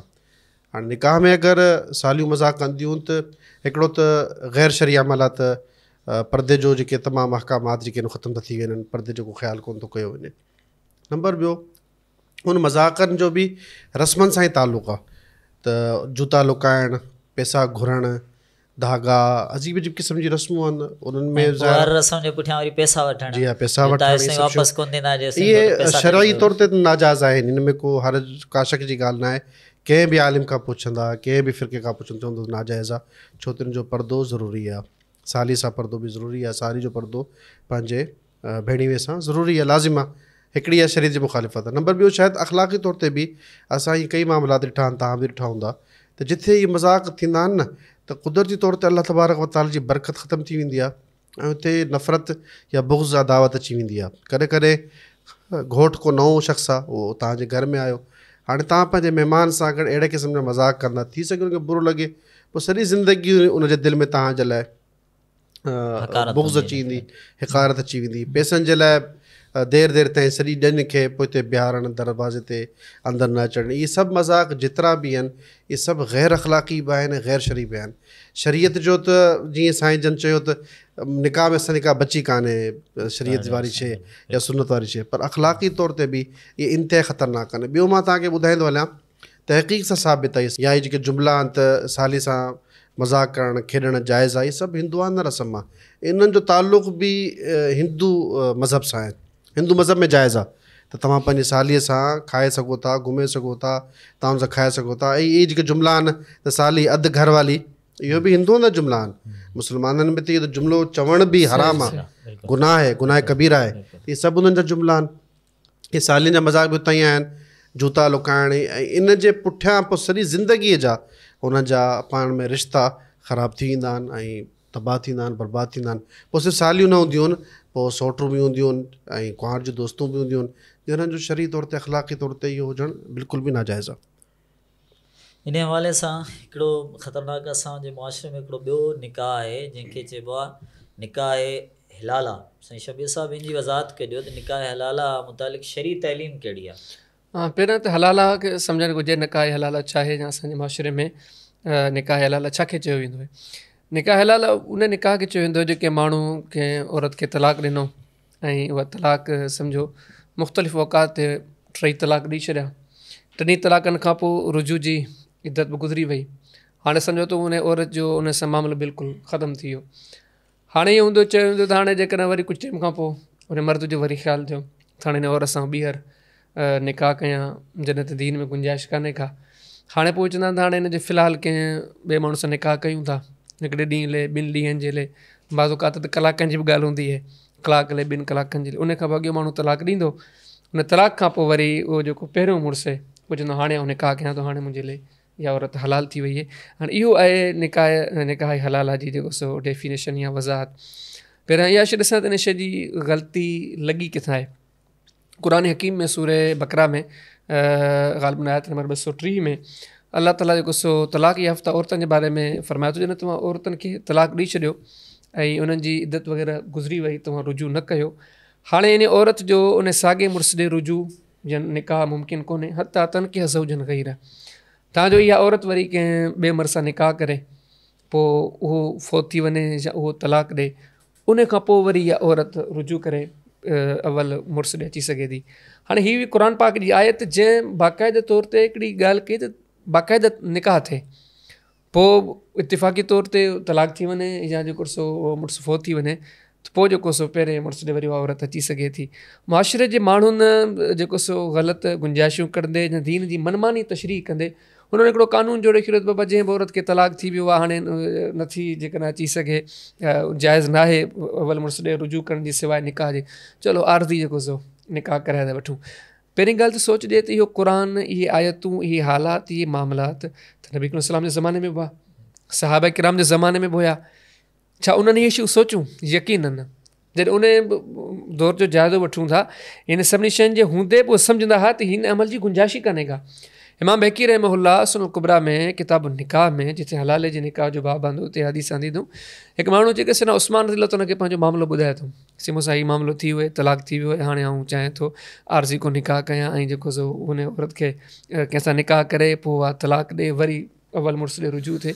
सना उस्मान रज़ियल्लाहु अन्हु फरमायो त इहो निकाह ई कोन्हे, निकाह आही दीन में हो इल्ला निकाह रग़बा, जेको निकाह ज़िंदगी भर जे लाइ थिए, ही निकाह मुवक़्क़त, इहो निकाह ई कोन्हे को जंहिंखे कॉन्ट्रैक्ट मैरिज चई सघूं था। हाँ इहो निकाह ई कोन्हे को। ऐं अॻियां जेका हदीस वरी मां बेकी रहमतुल्लाह आंदी आहिनि साॻी जाइ ते सन अब्दुल्ला बिन उमर खां, कंहिं माण्हू सन अब्दुल्ला बिन उमर रज़ियल्लाहु अन्हु खां इहा शइ पुछा कई, पाण फरमायूं त इहो निकाह आहे ई कोन्हे को, बल्कि इन शइ खे फरमाईंदा असां नबी करीम सल्लल्लाहु अलैहि वसल्लम जे ज़माने में जेका असांखे शरीयत मां सम्झी सोच मिली हुई तिन कमु खे असीं ज़ना तस्वर कंदा हुआसीं, बुराई तस्वर कंदा हुआसीं। ऐं अॻियां वरी जेको इहा ई जेका तव्हां ॻाल्हि ॾिसो अॻियां नबी करीम सल्लल्लाहु अलैहि वसल्लम जन अञा वधीक वज़ाह सां जेका हिकिड़ो माण्हू जो मता हिन पासे ज़हन वञे, पाक सल्लल्लाहु अलैहि वसल्लम जन क्लियरली इन शइ खे वाज़े करे छॾियो। हदीस किताब सुनन मुस्नद अहमद में सुना अबू हुरैरा रज़ियल्लाहु अन्हु जी हदीस में हदीस पाण फरमायूं हलालो कराईंदड़ ऐं जेको जंहिं हलालो कयो पियो वञे इन्हनि ॿिन्ही ते अल्लाह जी लानत आहे। त इन शइ जी ज़र्रे बराबरि बि गुंजाइश कोन्हे। जेके असांजा भुलियल भटकियल मुस्लमान भाउ आहिनि जंहिंजी सोच इहा आहे त असीं अॻे निकाह खे जाइज़ करण जे लाइ हीउ निकाह था कयूं ऐं पोइ असांजो निकाह जाइज़ थींदो, शरीयत जी रूह सां हीउ जेको निकाह कनि पिया निकाह ई कोन्हे, इहा ज़ना। इन निकाह खां बाद में जंहिं निकाह ॾे रुजू कंदा उहो निकाह कोन्हे, उहा ज़ना बदकारी। हीअ पूरी ज़िंदगी जी हिकिड़ी बेहूदगी। ऐं बल्कि हिकिड़ी तव्हांखे ॿी ॻाल्हि चवां न, असां त आम तौर ते मुआशिरे में अल्फाज़ मरूफ़ थी विया आहिनि त हीअ शइ निकाह आहे, हालांकि इहा शइ निकाह कोन्हे, इनखे को माण्हू बि निकाह तस्लीम हीलो आहे हिकिड़ो हीलो आहे। हिकिड़ी शइ ॾिसो न, हिकिड़ी शइ ज़हन ते गौर ॾियो, हिते जेके वेठा आहियूं या जेके जेके ॿुधनि था कंहिंजी 30 साल 40 साल 50 साल उमिरि हूंदी, असांखे खोड़ सारा शादी जा कार्ड मिलंदा, निकाह जा कार्ड मिलंदा, अॼु ताईं कंहिंखे हलाले जो कार्ड मिलियो आहे? यार उन सां बि तव्हांखे कार्ड था ॾियूं, इहो महिरबानी करे हलाले जी दावत। हलाले खे असांजो माशरो निकाह तस्लीम ई कोन थो करे ऐं पोइ बि उनखे हिकिड़े ग़लीज़ ना मक़सद इरादे सां इस्तेमालु कयो थो वञे। हीअ हिकिड़ो संगीन जुर्म आहे। ॾिसो नबी सल्लल्लाहु अलैहि वसल्लम जिन जी ज़ात अक़दस साहिबे जवाब कलिमन, अल्लाह पाक ज़ुबान में उहे कलिमात चवराया जो उन कलिमात जी जेकॾहिं तशरीह कजे त सम्झो त अथाह गहराई हुननि जी। असीं मुस्लिम जे अंदरि किताबुल बिर्र वसिला में इमाम साहब जेको बाब क़ाइमु कयो न, बाब तफ़सीर इस्म, गुनाह जी पहचान, गुनाह जी डेफिनेशन, गुनाह जी मारिफत, त नबी सल्लल्लाहु अलैहि वसल्लम फरमाईंदा गुनाह उहो आहे जेको तव्हांजे दिलि में खुटके ऐं तव्हां इन शइ जो डपु कयो त मता माण्हुनि खे ख़बर पए, तव्हां लिकायो, इहा शइ गुनाह आहे। ऐं यकीन ॼाणो माण्हू हलाल खे लिकाईंदा आहिनि। मुआशिरे में समाज में असीं रहूं था, ॾिसूं था, कई अहिड़ा माण्हू हूंदा आहिनि जो सम्झो हिकु घर जी चौदीवारी में हिकु तलाक ॾिनो, ॿिए सां निकाह थियो, उहो वरी तलाक ॾिनो, वरी हुनखे, इन सभिनी शयुनि जे पोयां ॾिसूं त हलाले जी दीन में का गुंजाइश कोन्हे। हलाले खे निकाह चवणु इहा बि हिकिड़ी वॾी ग़लती आहे। निकाह न आहे, हीअ सरासर ज़िना आहे। इन खां बाद में जेको निकाह जुड़ी थो पवे उहो निकाह कोन्हे, उहो ज़िना आहे। अहिड़े इंसान ते काफ़ी माण्हू वरी असांजे माशरे में हर शइ जे पोयां अवाम तमामु असां मौली साहिबान खे ॾिठो आहे माण्हुनि जी ज़हन साज़ी कंदा आहिनि। ज़हन साज़ी कीअं कंदा आहिनि? यार फ़िलहालु तव्हां इहो निकाह करे वठो, वाक़ई ग़लति आहे, वाक़ई बुरो आहे, पोइ तौबो करे अचिजो, ग़लती वाक़ई आहे पर पोइ तोबा करे वञो। हालांकि ॾिसो न, तौबा जे लाइ शर्त इहा आहे त इंसान गुनाह तां हथु खणे, तव्हां इहो गुनाह कोन कंदा। हाणे हिकिड़ो माण्हू ज़ना ते मबनी हिकिड़ो निकाह करे थो हलाले जो, उन खां रुजू करे जंहिं निकाह ॾे ॿीहर वञे थो, उहो निकाह बि ज़ना ते मबनी आहे, निकाह थियो ई कोन्हे। इन तरह इहो इनखे चवंदासीं त कॉन्ट्रैक्ट मैरिज आहे, कुझु देरि जे लाइ निकाह कयूं था, त पोइ मुता कीअं हराम थियो? मुता जो छा सही था चओ, मुता बि कॉन्ट्रैक्ट मैरिज आहे, कॉन्ट्रैक्ट मैरिज आहे। बहरहाल आऊं सम्झां थो ही जेके ॻाल्हियूं आहिनि जे आऊं तव्हां जिन जिन ते हीअ ॻाल्हि पुछे थो, हिन शइ खे अहमियत ॾियनि, हिन शइ खे सम्झण जी कोशिशि कनि। जीअं अॻु में बि कंहिं सुवाल जवाब में मूं तव्हां साम्हूं ज़िक्र कयो, अॼु असांजे मुआशिरे में कई अहिड़ा दीनी मामलात आहिनि जिन खे मसालिक ऐं जमातनि जे तनाज़ुर में ॾिठो थो वञे। अलाह खां डिॼी करे हिन मामले खे सम्झिजे ऐं त नबी करीम सल्लल्लाहु अलैहि वसल्लम जो फरमान ॾिसो न, या पाण करीमनि जे सहाबा किराम जी सोच ॾिसो त सहाबा किराम जे ज़माने में छा क़ुरान सुन्नत जो क़दुरु हुयो। सुरबी दाऊद में किताब लिबास में बाबु इस्बाल इज़ार में हदीस अचे थी, पाण करीम सल्लल्लाहु अलैहि वसल्लम जे हिकिड़े सहाबी जे बारे में रुगो सिर्फ़ु इहो चयो तुंहिंजा वार थोरा वॾा आहिनि। क़ुरान सुन्नत जो एतिरो क़दुरु हुयो, अलाह रसूल जी ॻाल्हियुनि खे एॾी एतिराम जी नज़र सां ॾिठो वेंदो हुयो जो सिर्फ़ु हुनखे इहा ख़बर पए नबी करीम सल्लल्लाहु अलैहि वसल्लम मुंहिंजे वारनि जो तज़कुरो कयो। हदीस में अचे थो त ॿी जल्दी का शइ मुमकिन कान हुई, पर हुनखे खंजर हथायो, खणी करे पंहिंजा फिलफोरन वार कटाए ॾिया। हीअ दुनिया खे पैगाम आहे, हीअ क़ुरान हदीसी क़दरदानी आहे। जंहिं शइ खे क़ुरान सुन्नत हराम करार ॾिनो आहे, मोमिन हुअण जे नाते जे मंज़िल मक़सूद हासिल करणु चाहियो था, अहिड़े तरीक़े सां क़ुरान सुन्नत जो क़दुरु कयो ऐं हिन मुरवजा जेके मलहून अमल आहिनि असां कुल्ली तौर ते कबी हुजण में हिकिड़ी वॾी कबात मौजूदु आहे। उहा इहा आहे, ॾिसो कंहिं वालिद खे ख़बर पइजी वञे त मुंहिंजी न्याणी खे हीउ छोकिरो 2 ॾींहंनि में तलाक ॾींदो, तूं कॾहिं बि पंहिंजी न्याणीअ जे हवाले कोन कंदो, जॾहिं त हिलाले में इहा शइ मौजूदु आहे। ॿियो ज़ुल्म इहो आहे, नऊज़ु बिल्लाह, ॾिसो न, असां जेके क़ुरान सां मनसूब आहियूं या मसाजिद सां मनसूब आहियूं, त अलाह ताला उन्हनि जी हिकिड़ी माशरे में इज़त रखी आहे। ऐं इहो गुनाह जंहिंखे अलाह जे नबी मलून चयो आहे, नऊज़ु बिल्लाह, इहो वरी उन्हनि जी निगरानी ऐं सरपरस्ती में जेको आहे नऊज़ु बिल्लाह थिए पियो।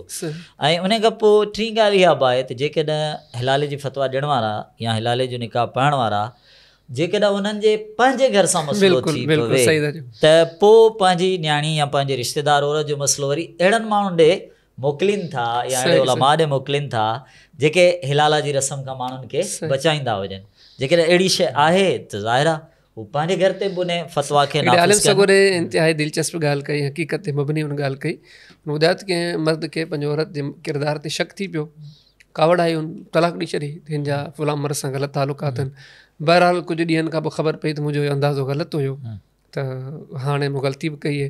मुफ़्ती साहिबु मशवरो न साईं, हाणे हिन जो हल हलालो आहे। उहो पंहिंजे हिन औरत खे वठी करे कंहिं वरी ॿिए वटि वियो, हलाले जे लाइ उसूल आहिनि, हुते मिठाई बि खणी वियो, सभु शइ खणी वियो, त हाणे हलालो थिए त वरी पंहिंजी औरत खे आज़ादु कराए वापसि वठी वञा। त कंहिं सियाणे जो गुज़रण थियो, उन माण्हू खे चयो जॾहिं तुंहिंजी घरवारी जे किरदार ते तोखे शक हुयो, उन टाइम तो हुनखे तलाक ॾिनी। हाणे जॾहिं तोखे बिल्कुलु यकीन थी वई त गैर मर्द सां गॾु आहे ऐं तूं हिते वेठो ई हाणे फारिग थिए त वठी वञासि, त हीअ जेके गैर शरई कम आहिनि, इहे अक़ल ईमान थियो इंसान जी सोच सम्झ खां बाला तरनि। इन शइ खे सम्झणु त निकाह थी वियो, निकाह खां बाद रुख़सती वारो जेको अमल आहे, इन में निकाह ऐं रुख़सती जे विच में केतिरो वक़फ़ो हुजणु खपे। ऐं रुख़सती दौरान असां वटि हिकिड़ो मतिलबु ईअं चइजे रिवाज मौजूदु आहे त क़ुरान जी छां में न्याणी खे या कुंवार खे घरां रुख़सत कयो वेंदो आहे। शेख जमशेद साहिबु तव्हां इन जी वज़ाहत कंदा। रुख़सती हिकिड़ो सिंपल मामिलो आहे, अल्हम्दुलिल्लाह, हिन में का मुश्किल कान्हे का। रुख़सती जी का रब्बुल आलमीन या प्यारे रसूल सल्लल्लाहु अलैहि वसल्लम का शर्त या को वक़्तु मुक़ररु नाहे कयो। निकाह खां फ़ौरन बाद बि थी सघे थी, निकाह खां काफ़ी अरसे बाद बि थी सघे थी। जेतिरे ॾींहंनि में या जेतिरे ॿिन्हिनि ख़ानदाननि में तय थी वञे ओतिरे ॾींहंनि खां पोइ रुख़सती थी सघे थी। सईदा आयशा रज़ी अल्लाह तआला जी जेका रुख़सती आहे उहा 2 सालनि खां पोइ थी आहे। हिन जो मतिलबु आहे त कुझु अरसे बाद बि थी सघे थी, पर हिन में ॾिठो इहो वञे त हिन में को ज़रर न हुजे कंहिं बि क़िस्म जो, छोकिरी या छोकिरे ते ज़रर न हुजे त पोइ त जाइज़ आहे। नंबर ॿी शइ जेको क़ुरान मजीद जे हवाले सां इहा बि हिकिड़ी रस्म आहे त क़ुरान जे साए में वेंदी हुन घर में त ख़ुशि रहंदी हुन मुस्तक़बिल। इहो क़ुरान करीम जी बि हिकिड़ी तरह सां चइजे त तौहीन आहे। त क़ुरान करीम सां अहिड़ा कमु करणु त सॼी शादी में पंहिंजे रस्म रिवाज करे क़ुरान करीम जे साए में अॻिते वेंदी। हालांकि हुजणी ई खपे त उनखे अलाह तबारक व तआला जे रसूल सल्लल्लाहु अलैहि वसल्लम हिकिड़ी दुआ ॾिनी आहे, जेका दुआ घोट खे बि ॾिनी वञे, छोकिरी खे कुंवार खे बि ॾिनी वञे, बारक अल्लाहु लक व बारक अलैक व जमा बैनक व फी ख़ैर। इन दुआ में हर शइ आहे, हर तरह जो ख़ैर मौजूदु आहे, हर तरह जे शर खां पनाह मौजूदु आहे। रसूल करीम सल्लल्लाहु अलैहि वसल्लम किथे किथे सहाबियुनि खे ॿी दुआ ॾिनी आहे, अल्लाहुम्मा बारिक लहुम व बारिक लहा व बारिक अलैहिम व बारिक फ़ीहिम। इहा बि ॾाढी बहितरीनु दुआ आहे। त सुन्नत जी दुआ हूंदी आहे, उहे जीअं शेख साहिबु चयो त जवामिल कलीम हूंदी आहे, उन में हर क़िस्म जो ख़ैर मौजूदु आहे। उहा कंहिंखे बि ख़बर न आहे त इहा दुआ पढ़णी आहे या इन दुआ जी का अहमियत आहे। बाक़ी इन रस्मनि जो शरीयत सां या क़ुरान करीम जे मथे में रखण सां उहा भलाई ईंदी त इहो बिल्कुलु बि ग़लति आहे। मुस्लमान इहो सोचनि न त इहा शयूं आयूं किथां आहिनि। नबी करीम सल्लल्लाहु अलैहि वसल्लम जन असांखे नामुकमल को मनसूबो ॾिनो आहे, हाणे असीं नयूं नयूं शयूं जोड़ियूं पिया, ऐं साहबा किराम जन नऊज़ बिल्ला अधूरे दीन ते अमल कयो, हाणे असां हिनजी तकमील कयूं पिया। हिकिड़ी हिकिड़ी शइ जे अगरि पीछो कयो वञे त क़ुरान हदीस अल्लाह तबारक व तआला जा नबी करीम सल्लल्लाहु अलैहि वसल्लम पाण करीम जा असहाब सगोरा, इन्हनि शयुनि जो जॾहिं वजूद ई कोन्हे त इन्हनि शयुनि ते रुजू करण जो कमु कहिड़ो। हिकिड़ी ॿी रस्म बि वॾी मारूफ़ आहे त छोकिरीअ जा वारनि ते सींद चवंदा आहिनि, सींद पढ़ी वेंदी, पोइ सूरह यासीन खे पढ़ियो वेंदो आहे, सूरह यासीन खे 7 भेरा पढ़ियो वेंदो, हर मुबीन जी आयत ते अची वरी मोटंदा, वरी ॿी मुबीन ताईं, वरी 3 ताईं हलंदा हलंदा। इहो बि अजीब अजीब क़िस्म जा माण्हुनि में रिवाज ऐं रस्म पइजी विया आहिनि, अक़ीदतनि पिया आहिनि। हू सम्झंदा आहिनि जेसीं ताईं इहे कमु न थींदा निकाह असांजो महफ़ूज़ या सुठो या छोकिरी ख़ुशहाल न रहंदी। त इहा बदअक़ीदी थी आहे। क़ुरान जी पहिरियां मुखालिफ़त ऐं क़ुरान में रुख़सती करण खां पोइ बि क़ुरान जी मुखालिफ़त। त नौज़ुबिल्लाह असां जंहिं शइ खे अहमियत ॾिनी कोन्हे का, त उनखे असां पंहिंजे रिवाजनि में शामिलु करण जी कोशिशि कई। असुलु ॻाल्हि इहा आहे त क़ुरान मजीद ते अमल कयो वञे, जेका बि फैमिलियूं आहिनि, ख़ानदान आहिनि, उन्हनि खे खां पोइ अॻियों जेको असांजो मामिलो आहे उहो इहो आहे त हक़ मार जा मसाइल तफ़सीली तौरु बयानु कया वञनि, ऐं रुख़सती खां अॻु में जेकॾहिं को मुड़ुसु तलाक ॾिए थो त हक़ मार ॾियणो पवंदो या न ॾियणो पवंदो। शेख ख़ालिद साहिबु ॿिनि जी वज़ाहत कंदा। हक़ महर जेको निकाह में इहो फ़र्ज़ु आहे, इहो ॾियणु लाज़मी आहे। ठीकु आहे। नबी करीम सल्लल्लाहु अलैहि वसल्लम जी मुख़्तलिफ़ हदीस में, बल्कि क़ुरान में बि आहे, आतुन निसा सदक़ातिहिन्न निहला, त इहो ॾियो पंहिंजी औरतुनि खे, घर वारनि खे उन्हनि जा जेके हक़ महर आहिनि। हाणे इन में हुकुम आहे, अमर आहे कि ॾियो, त इहो अमर जेको आहे इहो वजूब जे लाइ, फ़र्ज़ियत जे लाइ त ॾियणो लाज़मी आहे हक़ महर। हाणे ॻाल्हि अचे थी त केतिरो हुजे। हिकिड़ो साहिबी नबी करीम सल्लल्लाहु अलैहि वसल्लम वटि आयो, बल्कि नबी पाक सल्लल्लाहु अलैहि वसल्लम हिकिड़ी सल्लल्लाहु अलैहि वसल्लम वटि हिकिड़ी औरत आई त चवणु लॻी, अल्लाह जा रसूल, मां पंहिंजे पाण खे अव्हां जे लाइ हिबा कयो आहे, अव्हां जे चाहियो त मूंसां निकाह करे वठो। त नबी पाक सल्लल्लाहु अलैहि वसल्लम फरमायो त मूंखे हाणे औरतुनि जी ज़रूरत न आहे। त हिकिड़े साहिबी जेको आहे उथिया ऐं चवणु लॻा, अल्लाह जा नबी, मूंसां निकाह कराए छॾियो हिन जो। त पाण सल्लल्लाहु अलैहि वसल्लम चयो महर ॾे। त चई मूं वटि कुझु न आहे। पाण हिकिड़ो यानी कि चयो हिकिड़ो गोॾ आहे मूं वटि, जेका मूंखे पातल आहे, एतिरी गुरबत आहे, इन खां वधीक मूं वटि कुझु न आहे। त नबी पाक सल्लल्लाहु अलैहि वसल्लम उनखे चयो त इल्तमिस वलो ख़ातमन मिन हदीद, का लोह जी तोखे का मुंडी मिले त उहा ई ॻोल्हे अचु, उहा ई ॾेई छॾ। त इतां इहो बि मसइलो मालूम थियो त महर जेको आहे उनजी घटि में घटि बि का हद न आहे। त अहले इल्म जो इहो चवणो आहे, का बि शइ जेका माल हुजे या मनफ़ात हुजे उहा हक़ महर थी सघे थी, ऐं इहो हक़ महर मुक़ररु करणु इहो लाज़मी आहे। छो जो इन जी वजह तां जेका हिकिड़ी औरत हराम हुई उहा हलाल थी आहे, यानी कि ॿियूं औरतूं सभु अञा उन ते हराम आहिनि, हलाल ई थी आहे। त इन हलाल करण जो इहो मुआवज़ो आहे, इहो ॾियणु लाज़मी आहे, मुक़ररु करणु लाज़मी आहे। हा, ईअं शरीयत इहा रुख़सत ॾिनी आहे त अव्हां जे चाहियो त इहो पूरो जो पूरो निकाह खां पहिरीं ॾेई छॾियो, या निकाह जे टाइम, या जेको आहे निकाह खां पोइ ताजील बि करे सघो था, ताख़ीर में बि ॾेई सघो था, ठीकु आहे, या तक़सीम बि करे सघो था, कुझु पहिरीं ॾियो, कुझु बाद में ॾियो। इहा गुंजाइश इहा रखी आहे हैसियत जे हिसाब सां। पर इन में जेको आहे बाज़ हिते जेको आहे रायजुल वक़्त जे नाले सां सिक्का रायजुल वक़्त एतिरो महर, इन जी का हैसियत न आहे। सही, ठीकु आहे। पंहिंजी हैसियत सां माण्हू जेतिरी हुनजी हैसियत हुजे, बल्कि क़ुरान में बि इहो आहे त इन आतई तुम इहदाहुन्ना क़िंतारन, यानी बेहिसाब माल बि कंहिंखे ॾिनो हुजे त पोइ वापसि न वठो। त इन जो मतिलबु आहे त ज़्यादा खां ज़्यादा, यानी जेतिरो इंसान जी गुंजाइश हुजे, जे मालदार आहे त पंहिंजी हैसियत, यानी इहो न थिए त मालदार माण्हू आहे, यानी कि करोड़पति आहे ऐं ॾे बि 25 रुपया हक़ महर, यानी कि हाणे यानी कि या त हिकु लिहाज़ सां हिकिड़ी तज़लील आहे, ठीकु आहे। त हा, तकरीम जेको आहे उहा निकाह में औरत सां जेके मुतालिक़ आहिनि उन्हनि जी तकरीम करणु इहा शरी अमर आहे, शरी जो हुकुम आहे। त उहो जेको पंहिंजे माण्हू हैसियत जे हिसाब सां, जेका उनजी हैसियत हुजे उनजे हिसाब सां ॿार मुक़ररु करे, ऐं महर इन नियत सां मुक़ररु न करे त जे मौक़ो मिलियो कॾहिं त ॾेई छॾंदासीं, न, इहा नियत करे त मूंखे ॾियणो ई औरत जो हक़ आहे। ऐं महर में हिकिड़ी ॻाल्हि ॿी थोरी ज़हन में रहे त माण्हू हाणे असांजे माशरे में ईअं कंदा आहिनि त जेको औरत खे हक़ महर मिलंदो आहे उहो उनजा वालिदैन उन ते कब्ज़ो करे वठंदा आहिनि। यानी छोकिरी जो पीउ हूंदो या भाउ हूंदो, जेको बि जंहिंखे वली चइजे, उहो चवंदो त हाणे जेको आहे इहो असांखे मिलियो आहे। इहो बि बिल्कुलु ज़्यादती आहे। उहो हक़ महर सिर्फ़ु उन औरत जो हक़ आहे।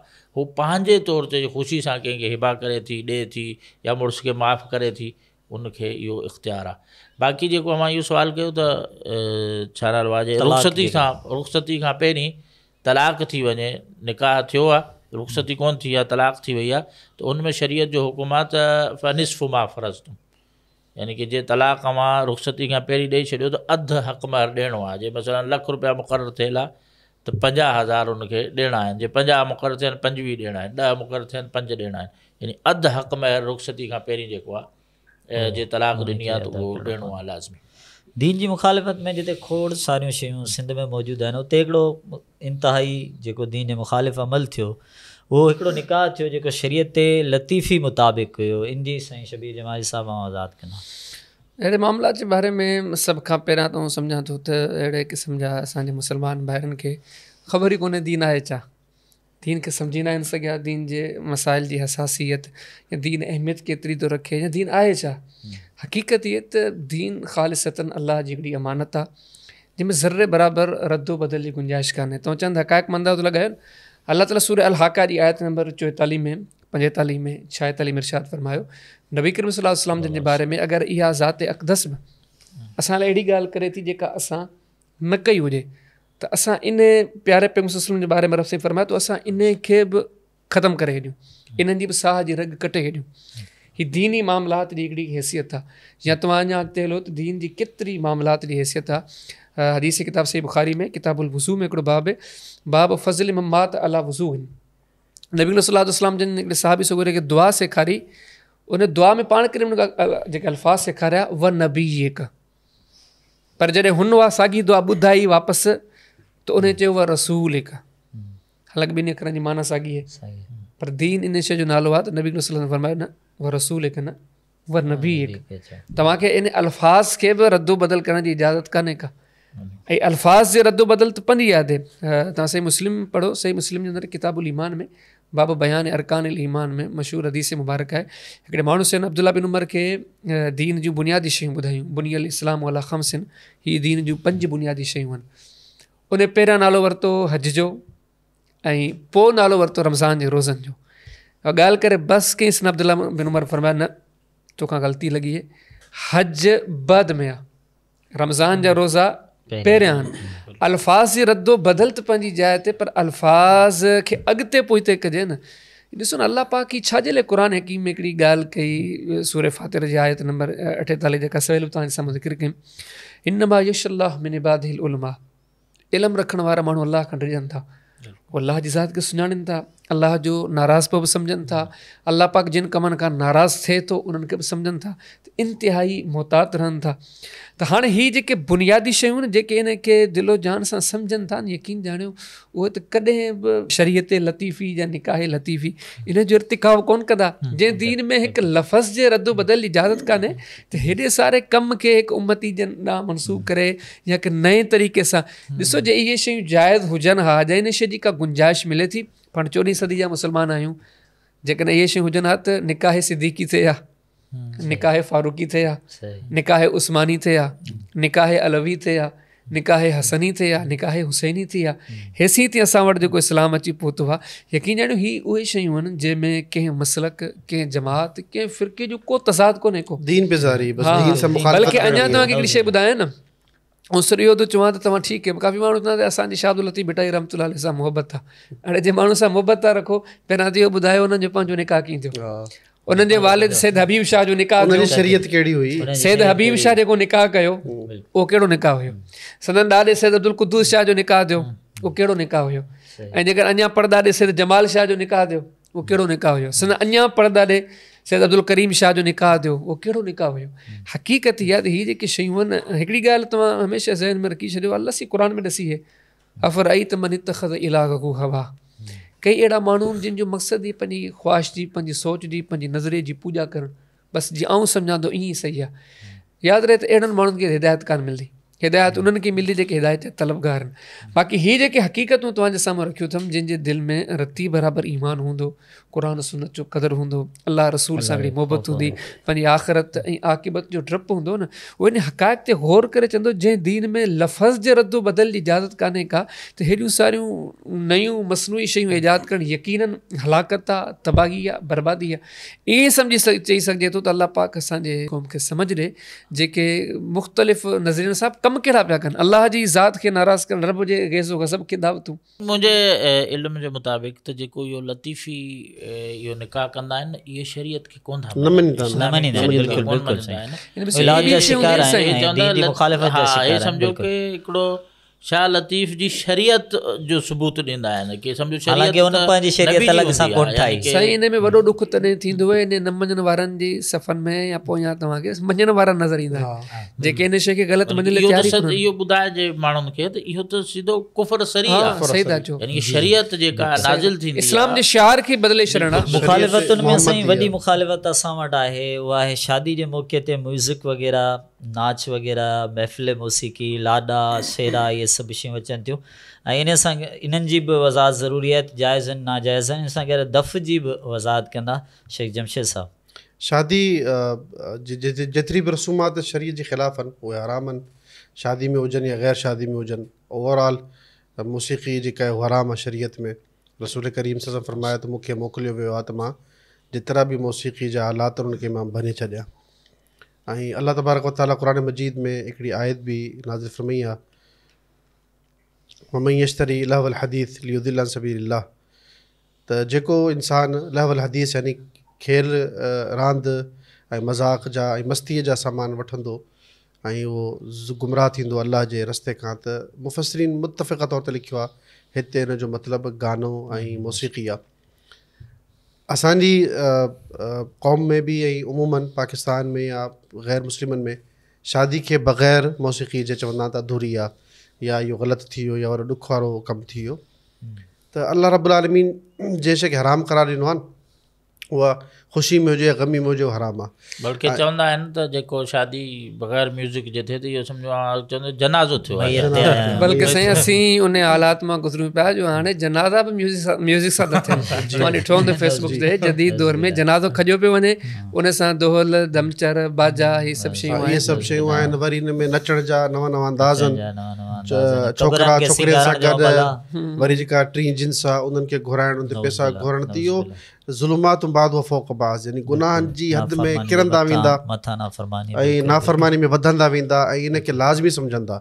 जेकॾहिं केरु झले त उन ते नाराज़गी, उन ते रोअण या उनखे बुरो सम्झणु, त इहो हिकु तरह सां असांजो इहो शाइर जेको आहे दीन इस्लाम जो, त अलाह जी मञिजे, रसूल करीम सल्लल्लाहु अलैहि वसल्लम जी मञिजे।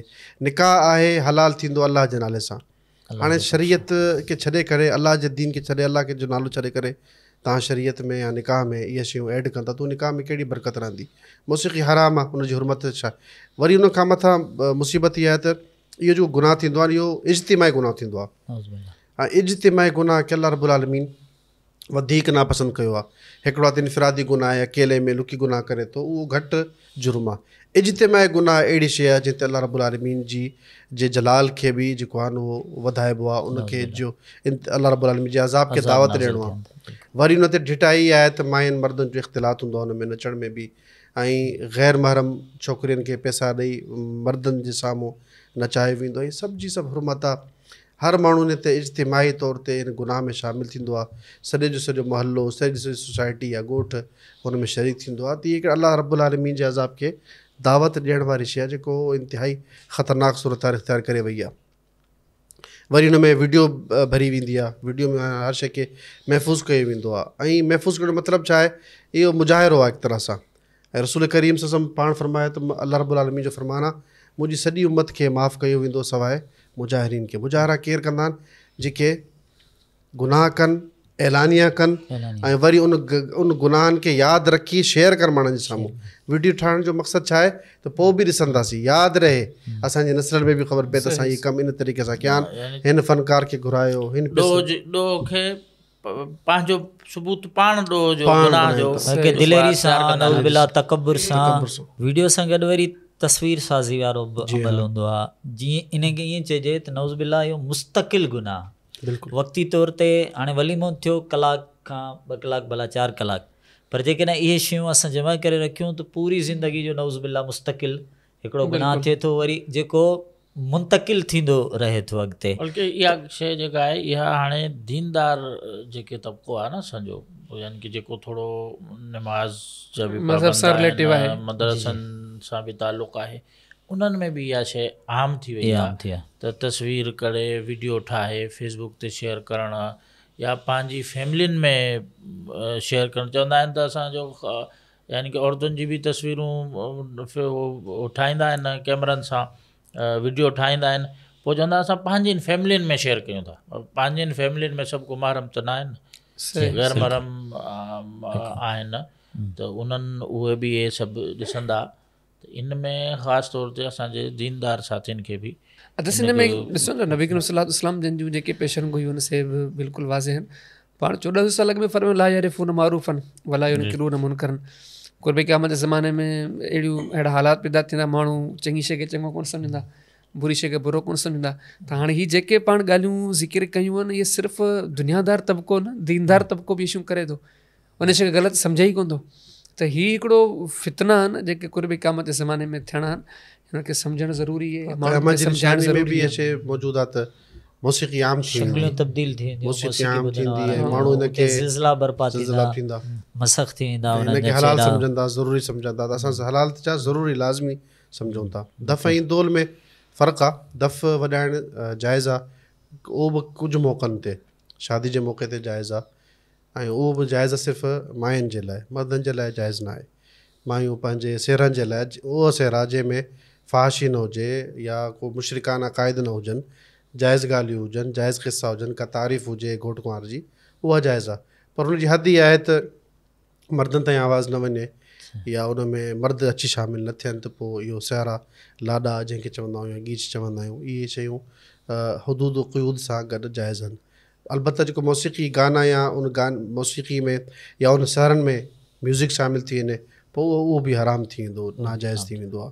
अहिड़े तरीक़े सां हिकिड़ो ॿियो मसइलो बि असांखे डिस्कस करणु खपे त शादी में हिकिड़ो ॿियो रवाजु तमामु घणो लाज़िम मलज़ूम आहे। उहो छा आहे त दावत वलीमा हुजे या पार्टी हुजे, उन में सॾु वठिबो आहे ऐं सॾु लिखाइबो आहे, जंहिंखे असां सिंधी में सॾु चवंदा आहियूं ऐं कुझु उर्दू ज़बान में न्योता चवंदा आहिनि उनखे। इन जे बारे में बि थोरी हिकिड़ी वज़ाहत करणु खपे त इहो सॾु केतिरो ज़रूरी आहे ऐं हिन जी छा शरई हैसियत आहे। इस्लाम में त घणी बारात माना तमामु वरी ॼञ, इन जो कंहिं क़िस्म जो को बि तसवुरु कोन्हे।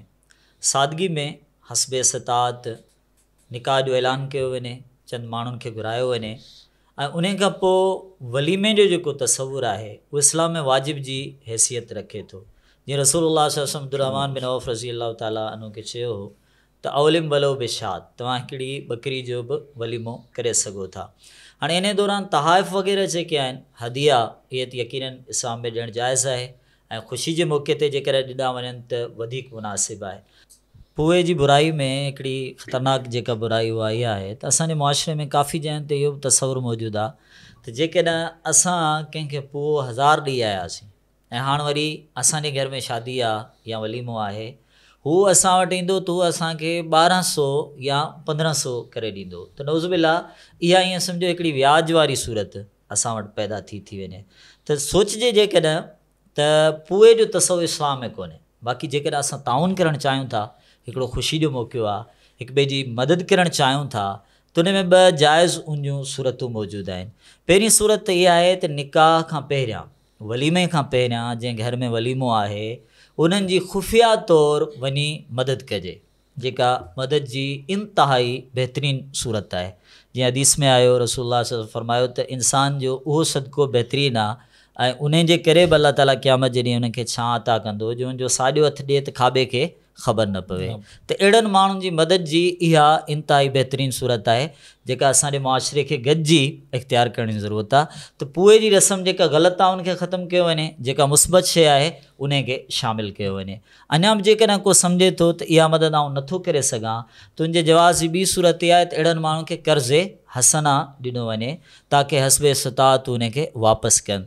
त जेको ताउन वारी सूरत आहे उहा इन्हनि ॿिनि सूरतनि में जाइज़ आहे। अलबत्ता पूए जूं जेके शिकिलूं असां वटि मौजूदु आहिनि उहे नाजाइज़ ई साबित थियनि थियूं। इन जो पोइ शर वधंदो वेंदो आहे पोइ जॾहिं इहो हिक ॿिए खे सॾु भरण या लिखाइण में पोइ जे हू घटि ॾेई वियो पंहिंजी इस्तिताअत मुताबिक़ पोइ हुनखे बाक़ाइदे चवंदा आहिनि त हिनखे आईंदा नाहे सॾिबो या उनजे बारे में घटि वधि ॻाल्हाइणु ग़ीबत बि आहे। सभ खां अहम बहितर ॻाल्हि इहा आहे त जीअं निकाह खे चयो आहे निकाह में सुन्नत ई नबी रसूल फरमाया निकाह मुंहिंजी सुन्नत आहे त उनखे सुन्नत तरीक़े मुताबिक़ चयो वञे कयो वञे। या वईद बि आहे त जेको मुंहिंजी सुन्नत मुताबिक़ नथो हले फलई समिनी उहो मुंहिंजो आहे ई कोन्हे। जेका शइ सुन्नत जे दायरे में कान्हे ऐं सम्झो इन सुवाल जो आसान जवाब इहो आहे त दीन में जाइज़ ई कोन्हे, साबित ई कोन्हे, न नबी सी कयो, न सहाबा किराम कयो, न ताबईन कयो, न सलफ़ जे दौर में जंहिं शइ जी का साबिती मिले थी त ॿिनि अखरनि में चई छॾे इन शइ जो दीन सां को तालुक़ ई कोन्हे, इहो शइ दीन कान थी सघे। शरीयत असांखे हल ॾिनो आहे जंहिं वटि गुंजाइश न आहे मानी खाराइण जी त अल्लाह तबारक व तआला ते माफ़ु करे छॾियो आहे न।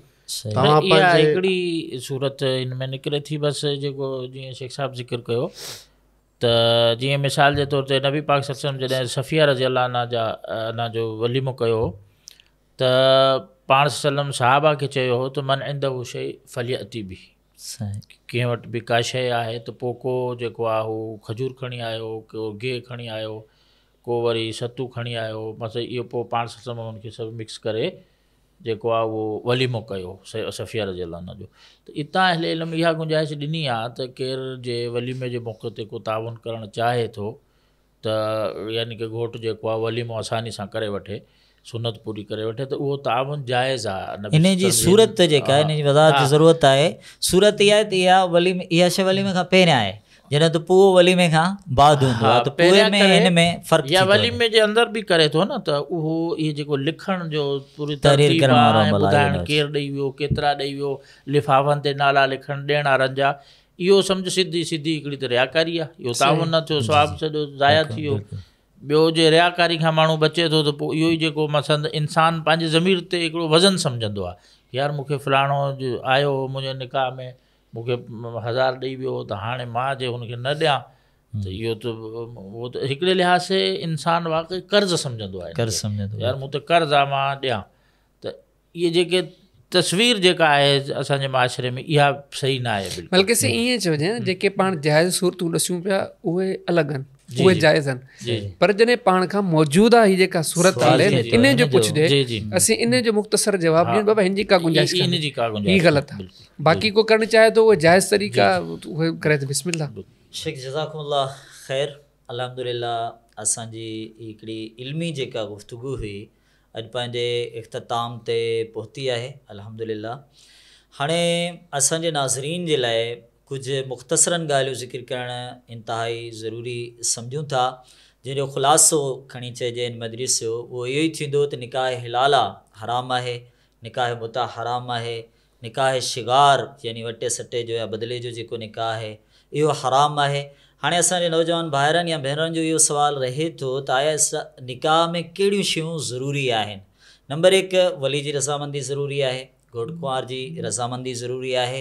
हिकिड़ी अहम शइ जेका असांखे रहिजी वई पई उहा इहा आहे त इन शइ में 2 गवाहनि जी मौजूदगी दौरान निकाह इहा बि शइ ज़रूरी आहे। हक़ महर बि ज़रूरी आहे। इन्हनि चइनी शयुनि मां जेकॾहिं का शइ रहिजी वञे थी त उहो निकाह जेको आहे फासिद क़रार थिए थो। ऐं उन निकाह खां बाद जेको आहे रुख़सती जो अमल आहे त इस्लाम इन खे सादगी सां इख़्तियार कयो आहे। रुख़सती खां बाद वलीमे जो अमल आहे। जॾहिं इहे शयूं थियनि थियूं त निकाह थी वियो। बाक़ी इन खां अलावा जेको कुझु असां ज़िक्र करे चुका आहियूं, रस्म आहिनि, रिवाज आहिनि, कई बुरायूं आहिनि, मौसीक़ी आहे, गुनाह आहिनि, बेपर्दगी आहे, वीडियोज़ वग़ैरह आहिनि, पोइ वग़ैरह इन्हनि शयुनि जो हिन में को बि तसवुरु कोन्हे त अल्लाह ताला असांजे सभिनी मुस्लमान भाइरनि खे निकाह जो जेको बहितरीन अमल आहे इहो सुन्नत मुताबिक़ क़ुरान मुताबिक़ ऐं हदीस मुताबिक़ करण जी तौफ़ीक़ अता फ़रमाए ऐं अल्लाह इन्हनि रिश्तनि नातनि में हमेशह जे लाइ बरकतूं अता फ़रमाए। आमीन व आख़िर दावाना अल्हम्दुलिल्लाहि रब्बिल आलमीन।